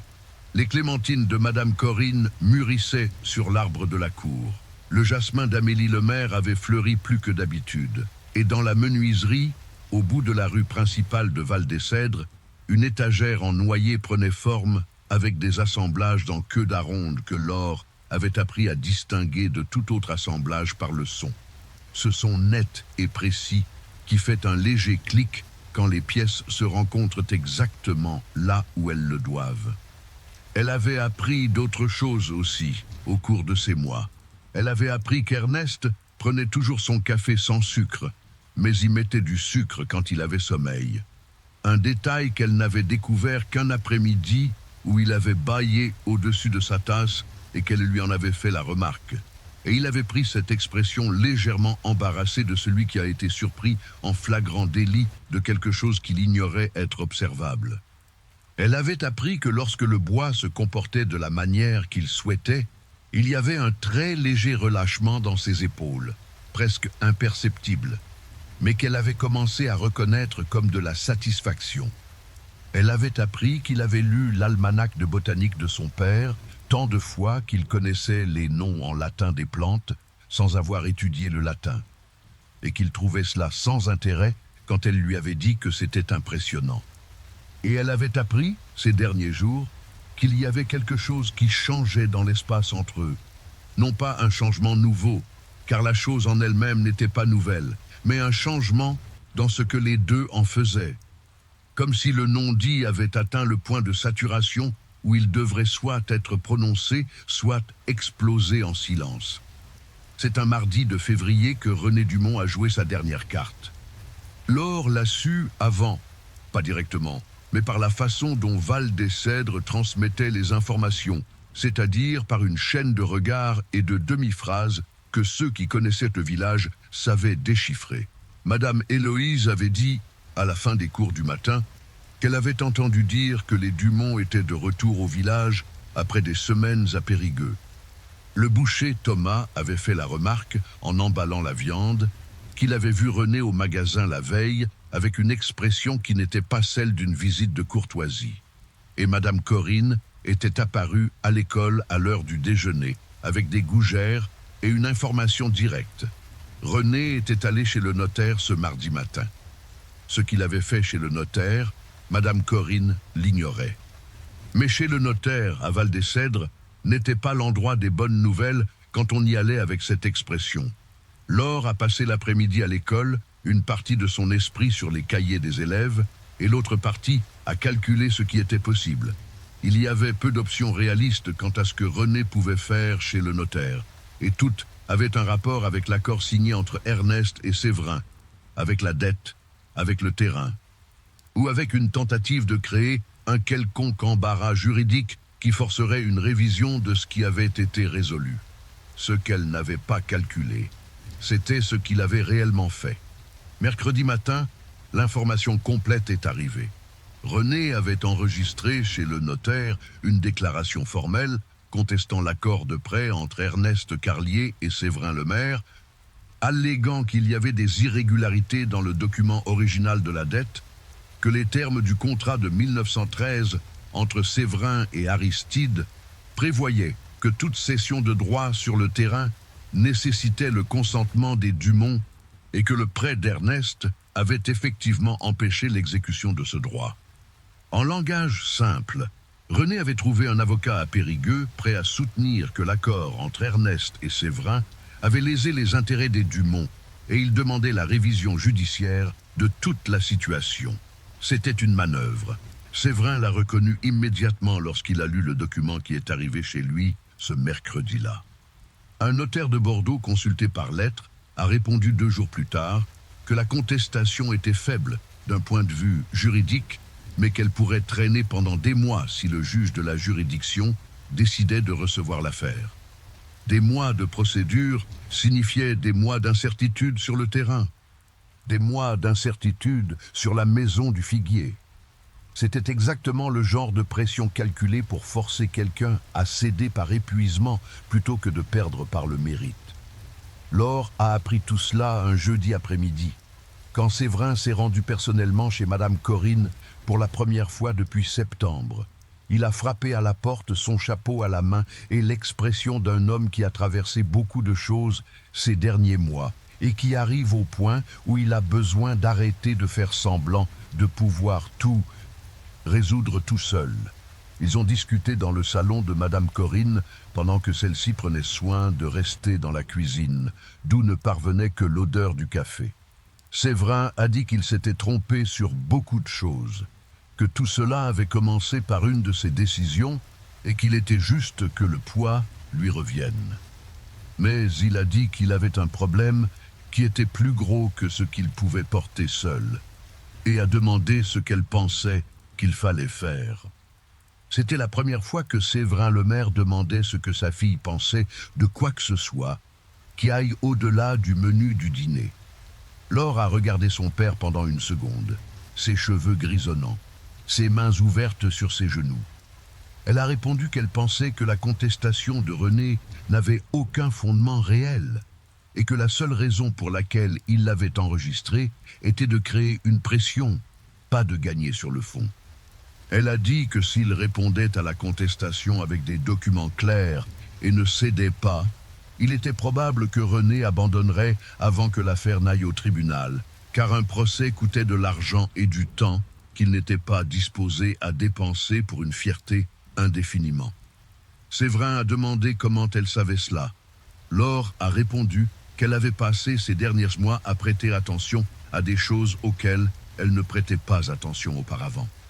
Il y avait une chose qu'elle n'a pas dite, qui est restée dans l'air de la pièce comme une présence silencieuse, qu'elle avait appris à penser de cette façon, claire, directe, sans les ornements de la peur, en partie parce qu'elle avait passé des mois en compagnie d'un homme qui pensait de cette façon dans tout ce qu'il faisait. Qu'il y avait quelque chose dans la manière d'Ernest Carlier d'évaluer le bois, de voir le grain, d'identifier le défaut avant de couper, de recommencer sans faire de drame quand le matériau était mauvais, qui s'était déposé en elle sans qu'elle s'en aperçoive sur le moment. Séverin a dit qu'il allait réfléchir à ce qu'elle avait dit. Quand il est parti, Madame Corinne est entrée avec 2 cafés et s'est assise à table sans y être invitée, ce qui était sa façon de dire qu'elle avait tout entendu et qu'elle avait des choses à dire. Elle a dit que Laure devait aller parler à Ernest. Laure a répondu qu'elle irait mercredi comme toujours. Madame Corinne a dit qu'elle ne parlait pas du procès. Silence. Le café refroidissait dans les tasses. Laure a dit que c'était compliqué. Madame Corinne a dit qu'elle savait que ça l'était. Elle a dit que tout ce qui en valait la peine avait l'habitude de l'être. Elle a dit aussi, avec la voix de quelqu'un qui va dire une chose sans bel emballage, qu'il y avait toute une vie de solitude chez un homme qui ouvrait la porte à des inconnus à 2 heures du matin sans poser de questions, et que ce genre de solitude n'était pas le genre qui se résout avec un marque-page en cèdre laissé sur un pas de porte. C'était le genre qu'il fallait affronter de face. Laure est restée à fixer sa tasse. Elle a dit qu'elle avait peur. Madame Corinne a demandé de quoi. Elle est restée un moment avant de répondre. Elle a dit qu'elle avait peur que la façon dont cela avait grandi, lentement, en silence, avec toute cette subtilité, ne survive pas au poids d'être dit à voix haute, que certaines choses étaient plus réelles avant d'avoir un nom. Madame Corinne est restée silencieuse un moment, la regardant avec l'expression de quelqu'un qui a vécu assez longtemps pour savoir que c'est là l'une des formes de peur les plus anciennes qui soient. Puis elle a dit que dans sa propre vie, la seule chose qu'elle avait véritablement regrettée, ce n'étaient pas les choses qu'elle avait dites et qui avaient changé de forme. C'étaient les choses qu'elle avait gardées et qui avaient disparu sans avoir jamais été dites. Le café de Madame Corinne a complètement refroidi sans qu'aucune des deux ne le boive. Cette nuit-là, Laure est restée sur la véranda avec le livre de Victor Hugo sur les genoux et le marque-page en cèdre entre les doigts, sans ouvrir le livre. Elle regardait le bout de la rue où la lanterne en fer de la menuiserie se balançait légèrement dans le vent de février. La lumière était allumée à l'intérieur. Elle était toujours allumée tard. Elle y est allée le lendemain matin, un vendredi, plutôt que d'habitude, avant l'école, avant le petit déjeuner de Madame Corinne, le soleil encore bas et l'odeur de terre humide de la pluie de la veille sur les pavés de la rue.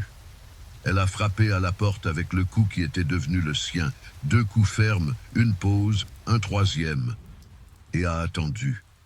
Ernest a ouvert. Il portait déjà ses vêtements de travail, le café fraîchement passé fumait sur le poêle, et il avait l'expression légèrement surprise de quelqu'un qui n'attendait pas de visite à cette heure-là, mais qui ne transmet pas cette surprise de manière théâtrale. Laure est entrée. Elle est restée debout près de la table, la main posée sur le dossier de la chaise habituelle, et a dit qu'il y avait quelque chose qu'elle devait dire avant que la situation avec les Dumont ne se résolve d'une manière ou d'une autre, parce qu'elle ne voulait pas que le moment où elle le dirait semble être la conséquence de quelque chose ou de la gratitude pour autre chose. Ernest est resté immobile sur le seuil de l'atelier, sa tasse de café à la main, à la regarder. Elle a dit qu'elle savait qu'elle était arrivée à sa porte à 2 heures du matin avec une robe de mariée et nulle part où aller, et qu'il avait ouvert la porte et préparé une tisane et couvert ses épaules d'une couverture et qu'il n'avait jamais rien demandé, ni jamais rien attendu. Elle a dit qu'elle savait que dans les semaines et les mois qui avaient suivi, c'était elle qui avait continué à revenir, et qu'il l'avait laissé revenir, et qu'aucun des deux n'avait rien dit sur ce que cela signifiait, mais qu'elle en était arrivée au point où elle ne pouvait plus faire semblant de l'ignorer. Ernest n'a rien dit. Laure a dit qu'elle avait appris pendant ces mois qu'il y avait une différence entre une vie construite sur ce que les autres attendent et une vie construite sur ce qui est vrai. Elle a dit que le marque-page en cèdre était dans le livre de Victor Hugo depuis le jour où il l'avait laissé sur le seuil, et qu'il y avait le contour d'un figuier dessus qui ne lui semblait pas être une coïncidence, et que si elle se trompait, elle avait besoin de le savoir maintenant. Le silence qui a suivi était d'une qualité spécifique. Ce n'était pas le silence de quelqu'un qui ne sait pas quoi dire. C'était le silence de quelqu'un qui atteint quelque chose qu'il avait construit de l'intérieur depuis longtemps et qui avait maintenant besoin d'un moment pour trouver le chemin de la sortie. Ernest a posé sa tasse sur l'établi. Il a dit que ce n'était pas une coïncidence. Il l'a dit de sa voix directe et simple de toujours, sans ornement, sans longues phrases, juste ces mots avec le poids de tout ce qu'il y avait derrière. Laure l'a regardé. Il y avait quelque chose dans ses yeux qu'elle avait appris à reconnaître ces dernières semaines comme étant la version la plus honnête d'Ernest Carlier qui existait. Ce moment où la retenue habituelle cédait légèrement. Pas beaucoup, juste assez pour laisser voir ce qu'il y avait en dessous. C'était le regard d'un homme qui avait passé des années à être la personne qui ne convenait pas, qui avait fermé ses fenêtres et continué à travailler, et qui découvrait maintenant qu'il y avait quelque chose dont il croyait qu'il n'existait plus. La volonté que quelqu'un reste. Il a dit que lorsqu'elle était entrée dans la nuit de septembre, avec sa robe de mariée, et s'était assise sur la chaise et avait pleuré sans demander pardon, et avait bu la tisane, comme si cette tisane était la chose la plus nécessaire au monde, il y a eu quelque chose qu'il avait reconnu sans réussir à le nommer sur le moment. Il a dit qu'il lui avait fallu des semaines pour comprendre ce que c'était. Il a dit que c'était la reconnaissance de quelqu'un qui existait de la même façon que lui existait, avec un intérieur plus vaste que l'espace que le monde avait réservé et qui avait fait la paix avec cela par la force plutôt que par choix. Laure l'écoutait avec la même qualité d'attention qu'elle avait apprise au cours de ces après-midi. Totale, sans précipitation. Ernest a dit qu'il y avait une différence entre ouvrir la porte pour laisser entrer quelqu'un et ne plus vouloir que cette personne parte. Il a dit qu'il avait mis du temps à le reconnaître en lui-même, parce qu'il n'avait pas l'habitude de vouloir des choses qui dépendaient d'une autre personne. Elle a dit qu'elle savait. Elle a ajouté qu'il y avait une chose sur laquelle elle devait être honnête, qu'elle était arrivée jusqu'ici en fuyant un mariage qui avait été une transaction, et que la dernière chose qu'elle voulait, c'était que ce qui se passait entre eux ait la moindre trace de logique d'obligation ou de gratitude, que si elle restait, elle voulait que ce soit un choix entier, des deux côtés, sans le fardeau d'une dette ni d'un sauvetage. Ernest a dit qu'il comprenait. Il a dit que la proposition de prêt pour Séverin avait été faite avant toute autre considération, que c'était une affaire commerciale parce que c'était la bonne façon de faire, pas parce qu'il attendait quoi que ce soit en retour, que si elle ne ressentait pas ce qu'elle ressentait, le prêt resterait une affaire de délai et de conditions, rien de plus. Laure a dit qu'elle savait que c'était ça. Elle a dit que c'était exactement pour cela qu'elle était là. La pluie fine de février commençait à tomber à l'extérieur, cette douce bruine qui sentait la terre et l'eucalyptus. La lumière du soleil encore bas entrait par la fenêtre de l'atelier sous un angle presque horizontal et projetait une bande dorée sur le plancher en bois. Ernest a traversé la pièce. Ce ne fut pas un geste dramatique, c'était son même pas calme que toujours, mais avec une direction. Il s'est arrêté près d'elle, de l'autre côté de la table, avec son expression habituelle, mais avec des yeux qui disaient la chose qui n'avait pas de formule pour être dite de manière plus éloquente qu'elle ne l'avait déjà été.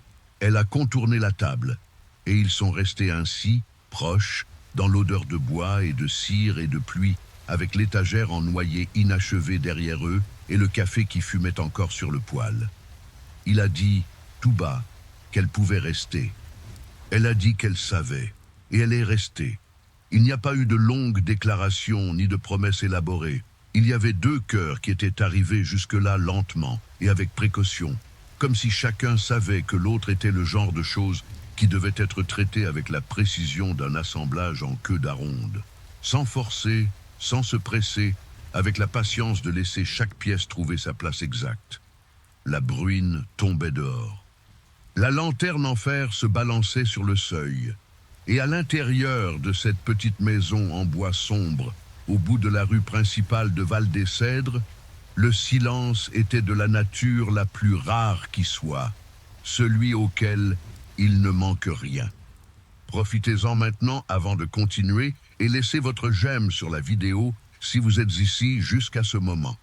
Et s'il y a quelqu'un que vous connaissez qui adorerait cette histoire, envoyez-la à cette personne maintenant. Restez avec nous car le meilleur est encore à venir. La contestation de René Dumont a reçu sa réponse au cours de la deuxième semaine de mars 1922. Séverin avait suivi le conseil de sa fille. Il avait engagé le même notaire de Bordeaux qu'il avait consulté auparavant, envoyé le dossier complet de l'accord et attendu. L'argument de René était faible juridiquement, comme Laure l'avait évalué, et dépendait d'une interprétation créative d'un contrat de 1913 que les Dumont eux-mêmes avaient rédigé sans grande rigueur technique. Mais avant toute décision judiciaire, il s'est produit quelque chose que personne n'avait prévu. Aristide Dumont est venu en personne à Val-des-Cèdres. Ce n'était pas une visite ordinaire. Elle avait la qualité de quelque chose qui a été mûrement réfléchi avant d'être fait. Le vieux propriétaire terrien est arrivé un après-midi de mars dans une carriole sans apparat, sans ses enfants, et s'est rendu directement à la maison de Séverin le maire. Laure n'était pas là quand c'est arrivé. Elle l'a su plus tard, par la version qu'en a donnée son père ce soir-là, avec l'expression d'un homme qui a passé 2 heures dans une conversation qui a changé quelque chose en lui. Aristide avait dit que la contestation était l'idée de René, pas la sienne. Il avait dit qu'il connaissait Séverin le maire depuis 30 ans et qu'il ne voulait pas de cette guerre. Il avait dit qu'il avait suivi de loin ce qui s'était passé depuis septembre et qu'il en était arrivé à la conclusion que son fils avait géré la situation avec le mauvais type d'orgueil, que Laure avait découvert ce qu'il y avait à découvrir et avait fait ce que toute personne ayant de la colonne vertébrale aurait fait. Il avait dit, pour finir, qu'il demanderait à l'avocat de retirer la contestation. La condition, si tant est qu'on puisse l'appeler une condition, était que la dette initiale soit renégociée directement entre eux deux sur la base des nouveaux termes de l'accord avec Ernest, sans l'implication des enfants. Séverin avait accepté. Lorsque Laure a entendu cela, elle est restée silencieuse pendant un moment pour assimiler ce que cela signifiait, pas seulement pour la maison du figuier ou pour le terrain, mais pour toute l'architecture de la situation. La personne qui avait tout déclenché, le père de René, avait été aussi celle qui y avait mis un terme. Il y avait dans cette ironie quelque chose de presque beau, de la façon dont les choses sont belles quand la vie est plus compliquée que n'importe quelle histoire que l'on pourrait inventer. Elle est allée à la menuiserie ce soir-là. Il était tard, plus tard que l'heure à laquelle elle avait l'habitude d'y aller, mais la lumière était allumée et cela avait cessé d'être une surprise. Ernest a ouvert avant qu'elle n'ait fini de frapper. Soit il avait entendu ses pas sur le trottoir, soit il l'attendait. Et elle n'a pas demandé, car l'une ou l'autre des réponses lui plaisait autant. Elle a raconté ce qui s'était passé avec Aristide. Ernest l'a écouté. Quand elle a eu fini, il a dit qu'Aristide était le genre d'homme qui préférait perdre de l'argent plutôt que de perdre le respect qu'il avait pour lui-même. Laure a dit que c'était une belle façon de voir les choses. Ernest a dit qu'il s'était posé une question au cours de l'après-midi, qui était restée sans réponse. Elle a demandé laquelle. Il a répondu qu'il s'était demandé comment appeler ce qu'elle était pour lui, qu'il y avait des catégories qu'il connaissait, amies, voisines, clientes, et qu'aucune d'entre elles ne convenait, qu'il avait essayé de trouver le mot juste, et qu'il avait conclu que peut-être le mot juste était un mot qui n'avait pas encore été prononcé à voix haute entre eux. Laure l'a regardé pendant une seconde. Elle a dit qu'elle pensait qu'il était temps de le dire. Ernest a répondu que oui. Il a dit qu'elle était la personne qu'il avait laissé entrer sans l'avoir prévu, et que depuis, il avait appris à organiser sa journée en incluant la possibilité qu'elle y soit présente. Il a dit qu'elle était la personne